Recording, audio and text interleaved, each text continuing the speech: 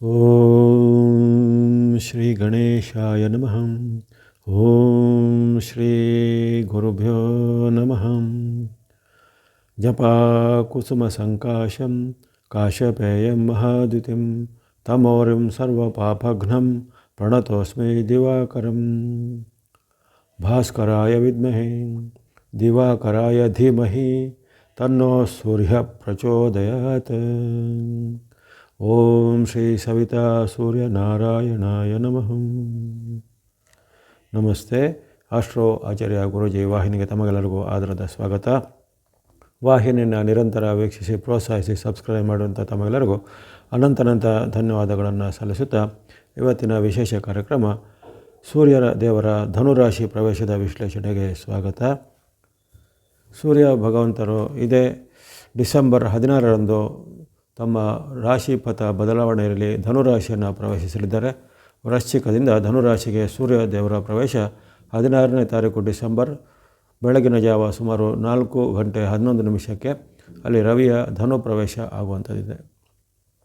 ಪ್ರತಿ ತಿಂಗಳು ತನ್ನ ರಾಶಿಪಥವನ್ನು ಬದಲಿಸುವಂಥದ್ದು ಲೋಕಚಕ್ಷು, ಗ್ರಹೇಶ್ವರ, ಲೋಕ ಆತ್ಮಸ್ವರೂಪ, ಜೊತೆಗೆ ಸರ್ವಶಕ್ತಿ ಮೂಲ ಅಂತ ಹೇಳುವಂಥ ಹಿರಣ್ಯ ಗರ್ಭ ಸ್ವರೂಪನಾದಂತಹ ಆ ಸೂರ್ಯ ಭಗವಂತನು ಈ ನಮ್ಮ ಸೌರಮಂಡಲವನ್ನು ನಿಯಂತ್ರಣ ಮಾಡುವಂಥ ಒಂದು ಮೂಲ ಶಕ್ತಿಯಾಗಿದ್ದಾರೆ. ಪ್ರತ್ಯಕ್ಷ ದೇವರು ಅಂದರೆ ಸೂರ್ಯ ದೇವರು ಅಂತ, ಸೂರ್ಯ ಭಗವಾನರು. ನಾವು ಭೂಮಾತೆ ನಮ್ಮ ಮಾತೆಯ ಸ್ವರೂಪರಾದರೆ ಸೂರ್ಯ ದೇವರನ್ನು ಪಿತಾ ಸ್ವರೂಪರಾಗಿ ಅಥವಾ ಪಿತೃ ಸ್ವರೂಪರಾಗಿ ಅದನ್ನು ಈ ಜ್ಯೋತಿಷ ಗ್ರಂಥಗಳಲ್ಲಿಯೂ ನಮ್ಮ ಪುರಾಣಾದಿಗಳಲ್ಲೂ ನಾವು ಉಲ್ಲೇಖ ಮಾಡಿದ್ದೇವೆ. ಸೂರ್ಯನ ಆರಾಧನೆ ಭಾರತದಲ್ಲಿ ಬಹಳ ಪ್ರಾಚೀನ ಕಾಲದಿದೆ. ತ್ರಿಸಂಧ್ಯಾ ಕಾಲ ಎಂದು ಪ್ರಸಿದ್ಧವಾಗಿದೆ. ಒಂದು ಪ್ರಾತಃ ಸಂಧ್ಯಾ ಕಾಲ, ಸೂರ್ಯ ಉದಯಕ್ಕೆ ಮುನ್ನ ಬರುವಂಥದ್ದು, ಮಧ್ಯಾಹ್ನದ ಕಾಲ ಮಧ್ಯಾಹ್ನಕ್ಕೆ ಹೊತ್ತು ಬರುವಂಥದ್ದು, ಜೊತೆಗೆ ಸಾಯಂ ಸಂಧ್ಯಾ ಸೂರ್ಯನ ಅಸ್ತಮಿಸುವಂಥ ಆ 3 ಸಂಧ್ಯೆಗಳಲ್ಲಿ ವಿಶೇಷವಾಗಿ ಸೂರ್ಯನಿಗೆ ಅರ್ಘ್ಯ ಪ್ರದಾನ ಮಾಡುವಂಥ ಒಂದು ಅನೂಚಾನವಾದ ಪದ್ಧತಿ ವೇದ ಕಾಲದಿಂದಲೂ ಅನುಷ್ಠಾನದಲ್ಲಿತ್ತು. ಹಾಗಾಗಿ ಸೂರ್ಯನ ನಮ್ಮ ಶಕ್ತಿ ಮೂಲ ಎಂದು ಆಗಿನ ಒಂದು ಸಾವಿರಾರು ವರ್ಷಗಳ ಹಿಂದೆ ಅಥವಾ ಯಾವುದೇ ರೀತಿಯ ಈಗಿನ ವೈಜ್ಞಾನಿಕ ಸಲಕರಣೆ ಉಪಕರಣ ಇಲ್ಲದ ಕಾಲದಲ್ಲೂ ಸಹ ಸೂರ್ಯನ ಬಗ್ಗೆ ಬಹಳಷ್ಟು ವಿಶ್ಲೇಷಣೆಗಳನ್ನು, ಸೂರ್ಯನ ಶಕ್ತಿಯ ಬಗ್ಗೆ ವಿಶ್ಲೇಷಣೆಗಳನ್ನು, ಜೊತೆಗೆ ಈ ಸೌರಮಂಡಲವನ್ನು ಸುತ್ತುವಂಥ ಆ 9 ಗ್ರಹಗಳು ಅದು ಇರ್ಬೋದು, ಆ ಗ್ರಹಗಳ ಒಂದು ವಿಚಾರವನ್ನು, ಜೊತೆಗೆ ಸೂರ್ಯನಿಗೆ ಅನುಗುಣವಾಗಿ ಪ್ರಜ್ವಲಿಸುವಂತಹ ಕೆಲವು ನಕ್ಷತ್ರಗಳನ್ನು ಇವೆಲ್ಲನ ಆಗಲೇ ಗುರುತಿಸಿದ್ದಾರೆ. ಇವೆಲ್ಲ ಸೂರ್ಯನ ಒಂದು ಆತ್ಮಸ್ವರೂಪದಾಗಿರೋದು. ಪ್ರತಿ ತಿಂಗಳು ಆತನ ತರಂಗಗಳಲ್ಲಿ ನಮಗೆ ವ್ಯತ್ಯಾಸ ಆಗುತ್ತೆ. ಆ ಸೂರ್ಯನ ರಾಶಿಪಥ ಅಂದರೆ ಸೂರ್ಯನು ಸ್ಥಿರವಾಗಿ ಇದ್ದಲ್ಲೇ ಇರುವಂಥದ್ದು. ನಾವು ನಮ್ಮ ಭೂವಾಸಿಗಳಿಗೆ ಅಥವಾ ಇತರ ಗ್ರಹವಾಸಿಗಳಿಗೆ ಅವರವರ ಒಂದು ಗ್ರಹದ ಚಲನೆಯ ವೇಗಕ್ಕೆ ಅನುಗುಣವಾಗಿ ನಮಗೆ ಬೇರೆ ಬೇರೆ ಡಿಗ್ರಿಗಳು ಅಥವಾ ಬೇರೆ ಬೇರೆ ಕೋನಗಳಲ್ಲಿ ಸೂರ್ಯನ ಕಿರಣ ನಮಗೆ ಬರುವಂಥದ್ದು. ಹಾಗಾಗಿ ಆ ಸೂರ್ಯನ ತರಂಗಗಳು ಬೇರೆ ಬೇರೆ ಕೋನಗಳಲ್ಲಿ ಅಥವಾ ಬೇರೆ ಬೇರೆ ರಾಶಿಪಥ ಅಂತಂದರೆ ಕಾಲ್ಪನಿಕ ರಾಶಿಚಕ್ರವನ್ನು ಆಗಲೇ ಗುರುತಿಸಿದ್ದಾರೆ. ಸಾವಿರಾರು ವರ್ಷಗಳ ಹಿಂದೆ ಆ ಕಾಲ್ಪನಿಕವಾದ ರಾಶಿಚಕ್ರ ಎಂಬುದನ್ನು ಗುರುತಿಸಿ ಒಂದೊಂದು ರಾಶಿಗೂ ಒಂದೊಂದು ಹೆಸರನ್ನು ಅಲ್ಲಿ ಈಗ ಬರುವಂಥ ಸೂರ್ಯನು ಧನುರಾಶಿಗೆ, ವೃಶ್ಚಿಕದಿಂದ ಧನುರಾಶಿಗೆ ಬರುವಂಥದ್ದು. ಸೂರ್ಯನು ಯಾವ ರಾಶಿಗೆ ಪ್ರವೇಶಿಸ್ತಾನೋ ಅದೇ ಹೆಸರಿನಿಂದ ಆ ಮಾಸವನ್ನು ಕರೆಯಲ್ಪಡುತ್ತಾರೆ. ಸೂರ್ಯನು ಈಗ ಧನುರಾಶಿಗೆ ಪ್ರವೇಶಿಸಿದಾಗ ಬರುವಂಥದ್ದು ಧನುರ್ಮಾಸ. ಸೂರ್ಯನು ಮುಂದೆ ಮಕರ ರಾಶಿಗೆ ಪ್ರವೇಶಿಸಿದ ಬೆಳಗ್ಗೆ ಬರುವಂಥ ಒಂದು ತಿಂಗಳನ್ನು ಮಕರ ಮಾಸ, ಈ ರೀತಿಯೆಲ್ಲ ಕರೆಯುವಂಥದ್ದಿರುತ್ತೆ. ಈ ಧನುರ್ಮಾಸದಲ್ಲಿ ಈ ಬಾರಿ ಅಲ್ಲಿ ಸೂರ್ಯನ ಪ್ರವೇಶ ಆಗ್ತಿದ್ದಂತೆ ಅಲ್ಲಿ ಕುಜನು, ಮಂಗಳನು ಅಲ್ಲೇ ಇರ್ತಾನೆ. ಮಂಗಳನು ಮುನ್ನ ದಿನ ಅಲ್ಲಿ ಪ್ರವೇಶ ಆಗಿರ್ತದೆ. ಆ ಮಂಗಳನು ಸುಮಾರು 1 ವಾರ ಮುಂಚೆನೇ ಅಲ್ಲಿ ಮಂಗಳನು ಅಲ್ಲಿ ಸ್ಥಿತನಾಗಿರ್ತಾನೆ. ಸೂರ್ಯ ಮತ್ತು ಮಂಗಳರ ಯುತಿ ಅಲ್ಲಿ ಆಗುತ್ತೆ. ಜೊತೆಗೆ ಅಲ್ಲಿ ಸೂರ್ಯ ಭಗವಂತರಿಗೆ ನೇರವಾದ ಗುರುವಿನ ಸಪ್ತಮದ ದೃಷ್ಟಿ, ಶನಿ ಮಹಾತ್ಮರ ಒಂದು ದಶಮದ ದೃಷ್ಟಿಗಳು ಸಹ ಇರ್ತವೆ. ಹಾಗಾಗಿ ಈ ಬಾರಿ ಒಂದು ವೈಶಿಷ್ಟ್ಯ ಇದೆ. ಅಂದರೆ ಅಲ್ಲಿ ಗುರುವಿನ ದೃಷ್ಟಿ ಉತ್ತಮವೇ, ಆದರೆ ಶನಿಯ ದೃಷ್ಟಿ ಬರುವಂಥದ್ದು ಈ ಬಾರಿ ಸ್ವಲ್ಪ ಕೆಲವೊಂದು ವಿಚಾರಗಳಲ್ಲಿ ಭಿನ್ನಾಭಿಪ್ರಾಯಗಳನ್ನು ಅಥವಾ ಅನೇಕ ರೀತಿಯ ಭಿನ್ನವಾದ ವಿಚಾರಗಳು ಪ್ರಕೃತಿಯಲ್ಲಿಯೋ, ಜೊತೆಗೆ ಆರ್ಥಿಕತೆಯಲ್ಲಿಯೋ, ರಾಜಕೀಯದಲ್ಲೋ, ಧಾರ್ಮಿಕದಲ್ಲೋ ಎಲ್ಲದರಲ್ಲೂ ಸ್ವಲ್ಪ ಭಿನ್ನವಾದ ಫಲಿತಾಂಶಗಳು ಈ ಬಾರಿ ಧನುರ್ಮಾಸದಲ್ಲಿ ಬರ್ಬೋದು. ಈ ಡಿಸೆಂಬರ್ 16ರಿಂದ ಮುಂದೆ ಜನವರಿ 14ರವರೆಗೆ ಅಂದರೆ ಮಕರ ಸಂಕ್ರಾಂತಿ ಬರೋವರೆಗೂ ಈ ಧನುರ್ಮಾಸ ಚಾಲ್ತಿಯಿರುತ್ತೆ. ಸಾಂದರ್ಭಿಕವಾಗಿ ಈ ಧನುರ್ಮಾಸವನ್ನು ಹಲವಾರು ಆಚರಣೆಗಳ ನಿಷೇಧ ಮಾಸ ಎಂದು ಗುರುತಿಸಿದರು. ವಿಶೇಷವಾಗಿ ದಕ್ಷಿಣ ಭಾರತದಲ್ಲಿ ಎಲ್ಲಿ ಸೌರಮಾನ ಪಂಚಾಂಗ ಅಥವಾ ಸೌರಮಾನದ ಆಚರಣೆಯಲ್ಲಿ ಇರುತ್ತದೋ ಆ ಸೌರಮಾನದಲ್ಲಿ ಆ ಧನುರ್ಮಾಸವನ್ನು ಈ ವಿಶೇಷವಾದ ಶುಭ ಕಾರ್ಯಗಳಿಗೆ ನಿಷೇಧ ಎಂದು ಪರಿಗಣಿಸಲ್ಪಡುತ್ತಾರೆ. ಮದುವೆ, ಮುಂಜಿ, ಗೃಹ ಪ್ರವೇಶ ಇತ್ಯಾದಿಗಳನ್ನು ಧನುರ್ಮಾಸದಲ್ಲಿ ಮಾಡೋದಿಲ್ಲ. ಇದಕ್ಕೆ ಒಂದು ಅಲ್ಲಿಯ ಪ್ರಾಕೃತಿಕ ಕಾರಣ ಸಹ ಇದ್ದಿರ್ಬೋದು. ಆ ಕಾರಣದಲ್ಲಿ ಬರುವಂತಹ ವಿಶೇಷವಾದ ಚಳಿಯ ಒಂದು ವಾತಾವರಣದಲ್ಲಿ ಶುಷ್ಕತೆ ಅಂದರೆ ಡ್ರೈ ವೆದರ್ ಅಂತ ಹೇಳ್ತೇವೆ, ಶುಷ್ಕತೆ ಹೆಚ್ಚಾಗುತ್ತೆ. ಅದು ಮನುಷ್ಯನ ಬೇರೆ ಬೇರೆ ಅಂಗಾಂಗಗಳ ಅವಯವಗಳ ಉದಾಹರಣೆಗೆ ಈ ಧನುರ್ಮಾಸದಲ್ಲಿ ವಿಶೇಷವಾಗಿ ಯಾರ್ಯಾರಿಗೆ ಆರ್ಥ್ರೈಟಿಸ್ ಇದೆ ಅಂಥವರಿಗೆ ಆರ್ಥ್ರೈಟಿಸ್ ಅಂದರೆ ಈ ಸಂದು ನೋವು, ಜಾಯಿಂಟ್ ಪೈನ್, ವಾತರೋಗ ಅಂತ ಹೇಳ್ತೀವಿ. ಆ ವಾತರೋಗ ರೋಮಾಟೆಡ್ ಆರ್ಥ್ರೈಟಿಸ್ ಅಂತ ಹೇಳ್ತೀವಿ, ಅಂಥವೀಗ ಉಲ್ಬಣ ಆಗುವಂಥದ್ದು. ಜೊತೆಗೆ ಇದೇ ಕಾಲದಲ್ಲಿ ಯಾರಿಗೆ ಈ ಶ್ವಾಸಕೋಶದ ಸಮಸ್ಯೆಗಳು ಅಥವಾ ಉಸಿರಾಟದ ಸಮಸ್ಯೆ ಇದ್ದವರಿಗೆ ಸಹ ಈ ಧನುರ್ಮಾಸದಲ್ಲಿ ಅವೆಲ್ಲ ಸ್ವಲ್ಪ ಉಲ್ಬಣ, ಉದಾಹರಣೆಗೆ ಅಸ್ತಮಾ ಅಂತ ಹೇಳ್ಬೋದು. ಅಲ್ಲದೆ ಕೆಲವೊಂದು ರೀತಿಯ ಚರ್ಮದ ಸೋಂಕುಗಳು ಮತ್ತು ಅಲರ್ಜಿಗಳು, ಚಳಿಗಾಲದಲ್ಲಿ ಚರ್ಮ ಒಡೆಯುವಂಥದ್ದು, ಚರ್ಮ ಡ್ರೈ ಆಗುವಂಥದ್ದೆಲ್ಲ ನಾವು ಗಮನಿಸಿರ್ಬೋದು. ಅವೆಲ್ಲವೂ ಈಗಿನ ಒಂದು ವಾತಾವರಣದಲ್ಲಿ ಆಗತಕ್ಕಂತಹ ಒಂದು ಬದಲಾವಣೆಗೆ ಅನುಗುಣವಾಗಿ ಧನುರ್ಮಾಸವನ್ನು ಅಲ್ಲಿ ವಿಶೇಷವಾಗಿ ಶುಭ ಕಾರ್ಯಾದಿಗಳಿಗೆ ನಿಷೇಧವೆಂದು ಪರಿಗಣಿಸಲ್ಪಟ್ಟಿದ್ದಾರೆ. ಜೊತೆಗೆ ಇಲ್ಲಿ ಸೂರ್ಯನ ಕಿರಣಗಳ ಒಂದು ಪ್ರಭಾವ ಈಗ ಸ್ವಲ್ಪ ವ್ಯತಿರಿಕ್ತವಾಗಿರುತ್ತೆ. ಅಂದರೆ ಸೂರ್ಯನ ಕಿರಣಗಳು ಅಲ್ಲಿ ಮೋಡಗಳಿಂದ ಮುಸುಕಲ್ಪಟ್ಟು ಅಥವಾ ಚಳಿಯ ಒಂದು ವಾತಾವರಣಕ್ಕೆ ಇದಾಗಪಟ್ಟು ಅಲ್ಲಿ ಸೂರ್ಯನ ವಿಶೇಷವಾದ ಉತ್ತಮ ಕಿರಣಗಳು ಈಗ ನಮಗೆ ಪ್ರವಹಿಸಲ್ಪಡೋದಿಲ್ಲ. ಹಾಗಾಗಿ ಈ ಧನುರ್ಮಾಸವನ್ನು ಶುಭ ಕಾರ್ಯಗಳಿಗೆ ನಿಷೇಧ ಎಂದು ಪರಿಗಣಿಸಿ ಈ ಕಾಲದಲ್ಲಿ ವಿಶೇಷವಾದ ಧನುರ್ಮಾಸದ ಪೂಜೆ ಎಂಬ ಆಚರಣೆ ಪದ್ಧತಿ ಇರುತ್ತೆ. ಹಲವಾರು ದಕ್ಷಿಣ ಭಾರತ ದೇವಾಲಯಗಳಲ್ಲಿ ಅಲ್ಲಿ ಸೂರ್ಯ ಉದಯಕ್ಕೂ ಮುನ್ನ ಅಂದರೆ ಬ್ರಾಹ್ಮಿ ಮುಹೂರ್ತದಲ್ಲಿ ಉದಯ ಕಾಲಕ್ಕೆ ಮುನ್ನವೇ ಅಲ್ಲಿ ಧನುರ್ಮಾಸದ ಪ್ರಾತಃ ಕಾಲದ ಪೂಜೆಗಳೆಲ್ಲ ಜರುಗುವಂಥದ್ದು, ಧನುರ್ಮಾಸದ ವ್ರತ ಆಚರಣೆಗಳು ಜರುಗುತ್ತವೆ. ಜೊತೆಗೆ ಪ್ರಾತಃ ಕಾಲದಲ್ಲಿ ವಿಶೇಷವಾದ ಅಲ್ಲಿ ಹುಗ್ಗಿಯ ನೈವೇದ್ಯ, ಹುಗ್ಗಿ ಅಂದರೆ ಅಲ್ಲಿ ಹೆಸರು ಬೇಳೆ ಅಥವಾ ಹೆಸರು ಕಾಳಿನಿಂದ ಮಾಡಿದಂತಹ ವಿವಿಧ ರೀತಿಯ ಖಾದ್ಯಗಳನ್ನು, ಆ ಹುಗ್ಗಿ ಅಥವಾ ಪೊಂಗಲ್ ಅಂತ ಇರ್ತಾರೆ, ಕಿಚಡಿ ರೂಪದ ಕೆಲವು ಖಾದ್ಯಗಳನ್ನು ಅಲ್ಲಿ ನೈವೇದ್ಯ ಮಾಡುವಂಥ ಪದ್ಧತಿ. ಯಾಕಂದರೆ ಈಗಿನ ಒಂದು ವಾತಾವರಣಕ್ಕೆ ಅನುಗುಣವಾಗಿ ಇಲ್ಲಿ ಜೀರ್ಣಕ್ರಿಯೆ ಮೇಲೆ ಸಹ ಅಡ್ಡ ಪರಿಣಾಮ ಬರುವ ಕಾರಣ ಅಲ್ಲಿ ಹೆಸರು ಕಾಳು ಅಥವಾ ಹೆಸರು ಬೇಳೆ ಉಪಯೋಗವನ್ನು ಸಾಂಕೇತಿಕವಾಗಿ ಅಲ್ಲಿ ನೆನಪಿಸುವಂಥದ್ದು. ಈ ರೀತಿ ಧನುರ್ಮಾಸಕ್ಕೆ ತನ್ನದೇ ಆದ ವೈಶಿಷ್ಟ್ಯ ಇರುತ್ತೆ. ಧನುರ್ಮಾಸದಲ್ಲಿ ಸಾಂದರ್ಭಿಕವಾದ ಕೆಲವೊಂದು ಕಾರ್ಯಗಳನ್ನು ಅಲ್ಲಿ ನಿಷೇಧಿಸ ಮಾಡಿದ್ದಾರೆ. ವೈಯಕ್ತಿಕ ವಿಚಾರಗಳಿಗೆ ಅಥವಾ ಧಾರ್ಮಿಕ ವಿಚಾರಗಳಿಗೆ ಕೆಲವೊಂದು ನಿಷೇಧಗಳಲ್ಲಿ ಹೇಳಲ್ಪಟ್ಟಿವೆ. ಇವೆಲ್ಲ ಗಮನಿಸಿ ಈ ಬಾರಿಯ ಧನುರ್ಮಾಸದಲ್ಲಿ ಅಂದರೆ ಸಾರ್ವಜನಿಕ ಫಲ ಹೇಗೆ ಬರುತ್ತೆ ಅಂತ ಗಮನಿಸಿದರೆ ಸಾಮಾನ್ಯವಾಗಿ ಉತ್ತಮ ಫಲವೂ ಬರುತ್ತೆ. ಸೂರ್ಯನು ಧನುರಾಶಿಯಲ್ಲಿ ಬರುವಾಗ ರಾಜಕೀಯ, ಆರ್ಥಿಕ ಅಥವಾ ಧಾರ್ಮಿಕ ಅಥವಾ ಪ್ರಾಕೃತಿಕ ವಿಷಯಗಳು ಉತ್ತಮ ಫಲನೇ ಬರುತ್ತೆ. ಆದರೆ ಈ ಬಾರಿಯ ಒಂದು ವೈಶಿಷ್ಟ್ಯದಲ್ಲಿ ಅಲ್ಲಿ ಮಿಶ್ರ ಫಲ ವ್ಯಕ್ತವಾಗುತ್ತೆ. ಈ ಬಾರಿಯ ಧನುರ್ಮಾಸದಲ್ಲಿ ಅಲ್ಲಿ ಶನಿ ಮಹಾರಾಜರ ನೇರವಾದ ಒಂದು ದಶಮದ ದೃಷ್ಟಿ ಇರುವ ಕಾರಣ, ಅಲ್ಲದೆ ರವಿಗೆ ಅಲ್ಲಿ ದೀರ್ಘಕಾಲದಲ್ಲಿ ಮಂಗಳನ ಯುತಿ ಅಂದರೆ ಕುಜ, ಆ ಮಂಗಳ ಗ್ರಹದ ಯುತಿ ಸಿಗುವ ಕಾರಣ ಅಲ್ಲಿ ಕೆಲವೊಂದು ವಿಚಾರಗಳಲ್ಲಿ ಉತ್ತಮ ಫಲವು, ಕೆಲವೊಂದು ವಿಚಾರಗಳಲ್ಲಿ ಮಿಶ್ರ ಫಲವು ವ್ಯಕ್ತವಾಗುತ್ತೆ. ವಿಶೇಷವಾಗಿ ಪ್ರಾಕೃತಿಕವಾಗಿ ಕೆಲವೊಂದು ಭಿನ್ನಗಳು ಆಗುವಂಥದ್ದು. ಶನಿ ಮಹಾರಾಜರ ದೃಷ್ಟಿ, ಯಾಕಂದರೆ ಅಲ್ಲಿ ಕುಜನಿಗೂ ಶನಿಗೂ ವೈರತ್ವ ಇರುತ್ತೆ, ರವಿಗೂ ಶನಿಗೂ ವೈರತ್ವ ಅನ್ನೋದಿರುತ್ತೆ. ಅಲ್ಲಿ ದೃಷ್ಟಿ ಬಿದ್ದಾಗ, ಅಲ್ಲಿ ಶನಿ ಮಹಾರಾಜ ದೃಷ್ಟಿ ಬಿದ್ದಾಗ ಆ ವೈರತ್ವದ ಪ್ರಭಾವ ಉದ್ರೇಕ ಆಗುತ್ತೆ. ಆ ರವಿ ಮತ್ತು ಕುಜರ ಒಂದು ಯುತಿಗೆ ಶನಿ ಮಹಾರಾಜರ ದಶಮದ ದೃಷ್ಟಿಯ ಕಾರಣ ಅಲ್ಲಿ ಅನೇಕ ರೀತಿಯ ಅಡ್ಡ ಪರಿಣಾಮಗಳು ಆಗುವಂಥದ್ದು. ಪ್ರಕೃತಿಯಲ್ಲಿ ವಿವಿಧ ರೀತಿಯ ಚಂಡಮಾರುತ ಅಥವಾ ಗಾಳಿಯಿಂದ ಆಗುವಂಥ ವಿಶೇಷವಾದ ತೊಂದರೆಗಳು ಆಗುವಂಥದ್ದು, ಅಲ್ಲ ಸುನಾಮಿ ಅಂತ ಅಲೆಗಳು ಹೇಳುವಂಥದ್ದು. ಅದೇ ರೀತಿ ಕೆಲವೊಂದು ಭಾಗದಲ್ಲಿ ಅತಿ ಶೀತಕ್ಕೆ ಹೆಪ್ಪುಗಟ್ಟಿ ಅತಿ ಶೀತದಿಂದ ಕೆಲವು ಪ್ರಾಣಹಾನಿ ಅಥವಾ ಪಶು ಪಕ್ಷಿಗಳಿಗೆ ಹಾನಿ ಆಗುವಂಥದ್ದು. ಜೊತೆಗೆ ಅತಿ ಶೀತ ಕಾಲದಲ್ಲಿ ಬರುವಂಥ ಕೆಲವು ಸಾಂಕ್ರಾಮಿಕ ಕಾಯಿಲೆಗಳು ಈಗ ಬರುವಂಥದ್ದು. ಜೊತೆಗೆ ಈ ಶೀತ ಕಾಲದಲ್ಲಿ ಬರುವಂಥ ಕೆಲವು ಕ್ರಿಮಿ ಕೀಟಾದಿಗಳ ಬಾಧೆಗಳು, ಕೆಲವೊಂದು ಬೆಳೆಗಳಿಗೆ ಅಲ್ಲಿ ಬೆಳೆ ನಾಶಗಳು ಆಗುವಂಥ ಪದ್ಧತಿ ಕೆಲವೊಂದು ಬರುತ್ತದೆ. ಇನ್ನು ಕೆಲವೊಂದು ಭಾಗದಲ್ಲಿ ಅಲ್ಲಿ ಮಂಗಳನ ಪ್ರಭಾವ ವ್ಯತಿರಿಕ್ತವಾದಾಗ, ಮಂಗಳನ ಕುಪಿತನಾದಾಗ ಅಲ್ಲಿ ಕೆಲವೊಂದು ಭೂಕಂಪನಾದಿ ಘಟನೆಗಳು ಅಥವಾ ಕೆಲವೊಂದು ಸ್ಫೋಟಾದಿ ಘಟನೆಗಳು, ಜೊತೆಗೆ ಕೆಲವೊಂದು ಭಾಗದಲ್ಲಿ ಯುದ್ಧ ಸ್ಫೋಟ ಆಗುವಂಥದ್ದು, ಇದ್ದಕ್ಕಿದ್ದಂತೆ ಯುದ್ಧ ಸ್ಫೋಟ ಆಗುವಂಥದ್ದು. ಇನ್ನು ಹಲವಾರು ಭಾಗದಲ್ಲಿ ಇರುವಂತಹ ಈ ಉದ್ಯೋಗಸ್ಥರಿಗೆ, ಯುವ ಜನಾಂಗಕ್ಕೆ ಅವರ ಉದ್ಯೋಗದಲ್ಲಿ ಸ್ವಲ್ಪ ಏರುಪೇರಾಗ್ಬೋದು, ಉದ್ಯೋಗಕ್ಕೆ ಕುತ್ತು ಬರುವಂಥದ್ದು. ಅಥವಾ ಕೆಲವೊಂದು ಭಾಗದಲ್ಲಿ ನಾವು ಗಮನಿಸಿದಂತೆ ಕೆಲವೊಂದು ದೊಡ್ಡ ದೊಡ್ಡ ಕಂಪನಿಗಳು ತಮ್ಮ ಉದ್ಯೋಗಿಗಳನ್ನು ಕೆಲಸದಿಂದ ತೆಗೆದುಹಾಕುವಂಥದ್ದು, ಅವೆಲ್ಲ ನಾವು ಗಮನಿಸ್ತಾ ಇರ್ತೇವೆ. ಹಾಗಾಗಿ ಇವೆಲ್ಲವೂ ಆರ್ಥಿಕತೆಯ ಮೇಲೋ, ರಾಜಕೀಯದ ಮೇಲೋ, ಧಾರ್ಮಿಕದ ಮೇಲೋ, ಜೊತೆಗೆ ಪ್ರಕೃತಿಯ ಮೇಲೋ ಸ್ವಲ್ಪ ಏರುಪೇರಿನ ಘಟನೆ ಈ ಬಾರಿ ಧನುರ್ಮಾಸದಲ್ಲಿ ಅಂದರೆ ಈ ಡಿಸೆಂಬರ್ 16ರಿಂದ ಜನವರಿ 14ರವರೆಗೂ ಇಂತಹ ಒಂದು ಏರುಪೇರಿನ ಘಟನೆಗಳು ಆಗ್ಬೋದು. ಅಷ್ಟೊಂದು ಉತ್ತಮವಾದ ಫಲ ಬರಲಿಲ್ಲ. ಅಲ್ಲಿ ಗುರುವಿನ ದೃಷ್ಟಿ, ಸಪ್ತಮದ ದೃಷ್ಟಿ ಇದ್ದರೂ ಸಹ ಶನಿ ಮಹಾರಾಜರ ಒಂದು ನೇರವಾದ 10ರ ದೃಷ್ಟಿಯು ಮಂಗಳ ಮತ್ತು ರವಿಗೆ ಅದು ಮಾರಕವಾಗಿ ಅಥವಾ ಅನೇಕ ರೀತಿಯ ಅಡ್ಡ ಪರಿಣಾಮಗಳಿಗೆ ಕಾರಣ ಆಗುವಂಥದ್ದು. ಇನ್ನು ಕೆಲವೊಂದು ಉತ್ತಮ ಘಟನೆಗಳು ಆಗ್ಬೋದು. ಧಾರ್ಮಿಕ ಕ್ಷೇತ್ರದಲ್ಲಿ ಕೆಲವು ಉನ್ನತಿ ಆಗುವಂಥದ್ದು, ಧಾರ್ಮಿಕ ಕ್ಷೇತ್ರದಲ್ಲಿ ಏನಾದರೂ ಮಹತ್ವವಾದ ಬದಲಾವಣೆಗಳು, ಜೊತೆಗೆ ಜನರಿಗೆ ಸಾಮಾಜಿಕವಾದ ಕೆಲವು ಬದಲಾವಣೆಗಳು, ಕೆಲವೊಂದು ಸರ್ಕಾರಗಳಿಗೆ ಮನಸ್ಸು ಮಾಡುವಂಥದ್ದು, ದೀರ್ಘಕಾಲದಿಂದ ಕೆಲವು ಪೆಂಡಿಂಗ್ ಇದ್ದ ಒಂದು ಅನಿಷ್ಟವಾದ ಕೆಲವು ಪದ್ಧತಿಗಳು ಈಗ ನಿವಾರಣೆಗೆ ಉತ್ತಮವಾದ ಪದ್ಧತಿಗಳೆಲ್ಲ ಬರುವಂಥದ್ದು. ಅದೇ ರೀತಿ ವಿದ್ಯಾರ್ಥಿಗಳಿಗೆ, ಯುವಕರಿಗೆ, ಸಾಧಕರಿಗೆ ಅವರ ಒಂದು ವಿದ್ಯೆಯ ಕಡೆಗೆ ಸ್ವಲ್ಪ ಹೆಚ್ಚಿನ ಗುರುವಿನ ದೃಷ್ಟಿ ಅಲ್ಲಿ ಇರುವ ಕಾರಣ ಅಲ್ಲಿ ವಿದ್ಯೆಗೆ ಕಡೆಗೆ ಸ್ವಲ್ಪ ಸಾಧನಾ ಮಾರ್ಗದಲ್ಲಿ ಅವರಿಗೆ ಆಸಕ್ತಿ ಬರುವಂಥದ್ದು. ವಿದ್ಯಾ ಕ್ಷೇತ್ರ, ಶಿಕ್ಷಣ ಕ್ಷೇತ್ರದಲ್ಲಿ ಕೆಲವೊಂದು ಕ್ರಾಂತಿಕಾರಿ ಬದಲಾವಣೆಗಳು ಆಗುವಂಥದ್ದು, ಸಂಶೋಧನಾ ಕ್ಷೇತ್ರ ಸ್ವಲ್ಪ ಚೆನ್ನಾಗಿ ಆಗುವಂಥದ್ದು, ಇವೆಲ್ಲವೂ ಉತ್ತಮ ಪರಿಣಾಮಗಳು ಇವೆ. ಆದರೆ ಕೆಲವೊಂದು ಪ್ರಾಕೃತಿಕ ಮತ್ತು ಆರ್ಥಿಕತೆಯ ಮೇಲೆ ಸ್ವಲ್ಪ ಅಡ್ಡ ಪರಿಣಾಮ ಗಂಭೀರವಾಗಿ ಆಗುವಂಥ ಸಾಧ್ಯತೆ ಈ ಧನುರ್ಮಾಸದಲ್ಲಿ ಕಂಡುಬರುತ್ತೆ. ಇನ್ನು ಧನುರ್ಮಾಸದ ನಿಷೇಧದ ಬಗ್ಗೆ ಇದರ ಬಗ್ಗೆ ಭಿನ್ನಾಭಿಪ್ರಾಯಗಳಿರುತ್ತೆ. ದಕ್ಷಿಣ ಭಾರತದಲ್ಲಿ ಕೆಲವೊಂದು ಭಾಗದಲ್ಲಿ ಮಾತ್ರ ಇದ್ದರೂ ಉತ್ತರ ಭಾರತ, ಮಧ್ಯ ಭಾರತದಲ್ಲಿ ಧನುರ್ಮಾಸದ ವಿಚಾರ ಯಾವುದೇ ನಿಷೇಧ ಇಲ್ಲ. ಅದರಲ್ಲೂ ಅವರವರ ಒಂದು ಕುಲಾಚಾರ ಅಥವಾ ಅವರವರು ಆಚರಿಸಿಕೊಂಡು ಬಂದ ಪದ್ಧತಿ ಜೊತೆಗೆ ಅಲ್ಲಿನ ಒಂದು ಹವಾಮಾನ ಇತ್ಯಾದಿಗಳ ಮೇಲೆ ಅವಲಂಬಿತವಾಗಿರೋದು ಹೊರತು ಇದರಲ್ಲಿ ಯಾವುದೇ ರೀತಿಯ ಯಾರು ಆತಂಕ ಅಥವಾ ಭಯ ಪಡುವಂಥದ್ದೇನಿಲ್ಲ. ನಿಮ್ಮ ಕುಲಾಚಾರ ಅಥವಾ ನಿಮ್ಮ ಹಿರಿಕರು ಆಚರಿಸಿಕೊಂಡ ಪದ್ಧತಿನೇ ಮುಂದುವರಿಸುವುದು ಉತ್ತಮವಾಗಿರುತ್ತೆ. ಇವೆಲ್ಲದರ ಬಳಿಕ ನಾವು ಗಮನಿಸುವಂಥದ್ದು ಈಗ ರಾಶಿಗಳ ಮೇಲೆ ಯಾವ ರೀತಿ ರವಿಯ ಪ್ರಭಾವ ಧನುರ್ಮಾಸದಲ್ಲಿ ಇರುತ್ತೆ. ಅದು ಧನುರ್ಮಾಸದಲ್ಲಿ ಯಾವ ರಾಶಿಗೆ ಸ್ವಲ್ಪ ಎಚ್ಚರಿಕೆ ಬೇಕು ಅಥವಾ ರವಿಯ ಪ್ರಭಾವ ಯಾವ ರಾಶಿಗೆ ಸ್ವಲ್ಪ ಉತ್ತಮ ಫಲವನ್ನು ಕೊಡುತ್ತೆ ಅನ್ನೋದು. ಸಾಂಕೇತಿಕವಾಗಿ ಅಲ್ಲಿ ರವಿ ಒಂದು ತನ್ನ ಗೋಚಾರದಲ್ಲಿ 4 ರಾಶಿಗಳಿಗೆ ಉತ್ತಮ ಫಲವನ್ನು ಕೊಡುವಂಥದ್ದು ಇರುತ್ತೆ ಪ್ರತಿ ತಿಂಗಳು. ಅಲ್ಲಿ ಉಳಿದ 4 ರಾಶಿಗಳಿಗೆ ಮಿಶ್ರ ಫಲ, ಇನ್ನುಳಿದ 4 ರಾಶಿಗಳಿಗೆ ಸ್ವಲ್ಪ ಸಂಕಷ್ಟ ಫಲ ಅಂತ ಬರುವಂಥದ್ದು.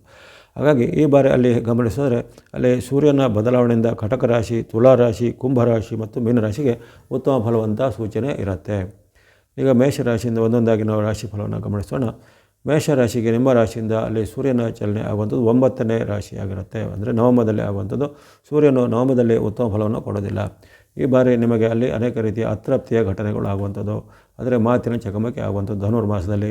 ಜೊತೆಗೆ ಬಂಧು ಮಿತ್ರರ ಜೊತೆಗೆ ವೈರುಧ್ಯ ಆಗುತ್ತೆ ಅಥವಾ ಬಂಧು ಮಿತ್ರರು ನಿಮ್ಮನ್ನು ವಿರೋಧಿಸುವಂಥದ್ದು ಅಥವಾ ಅವರ ಜೊತೆಗೆ ಏನಾದರೂ ಮಾತಿನಲ್ಲಿ ನಿಮಗೇನಾದ್ರು ನೀವು ಸಿಲುಕಿಕೊಳ್ಳುವಂಥದ್ದು, ಭೂಮಿ ವಿವಾದ, ಕೌಟುಂಬಿಕ ವಿವಾದ, ಆಸ್ತಿ ವಿವಾದಗಳೆಲ್ಲ ಈಗ ಒಂದಷ್ಟು ಉಲ್ಬಣ ಆಗುವಂಥದ್ದು, ಅಂದರೆ ಹೆಚ್ಚಳ ಆಗುವಂಥದ್ದು, ಮನಸ್ಸಿಗೆ ಬೇಜಾರಾಗುವಂಥ ಘಟನೆ, ದುಃಖದಾಯಕವಾದಂಥ ಘಟನೆ, ಖರ್ಚು ವೆಚ್ಚಗಳು ಹೆಚ್ಚಳ ಆಗುವಂಥದ್ದು, ಅನಿರೀಕ್ಷಿತ ಮತ್ತು ಅನಾವಶ್ಯಕ ಖರ್ಚುಗಳು, ಜೊತೆಗೆ ಕೆಲವೊಂದು ದಂಡ ಪಾವತಿ ಮಾಡುವಂಥ ಘಟನೆಗಳು, ಸರ್ಕಾರದ ಕೋರ್ಟ್ ಕಚೇರಿ ಕೆಲಸ ಕಾರ್ಯಗಳಲ್ಲಿ ಹಿನ್ನಡೆ ಆಗುವಂಥದ್ದು ಅಥವಾ ಯಾವುದೇ ಕೆಲಸ ಕಾರ್ಯಗಳು ನಿಮಗೆ ಸೋಲು ಅಥವಾ ಅಪಜಯ ಆಗುವಂಥ ಘಟನೆ.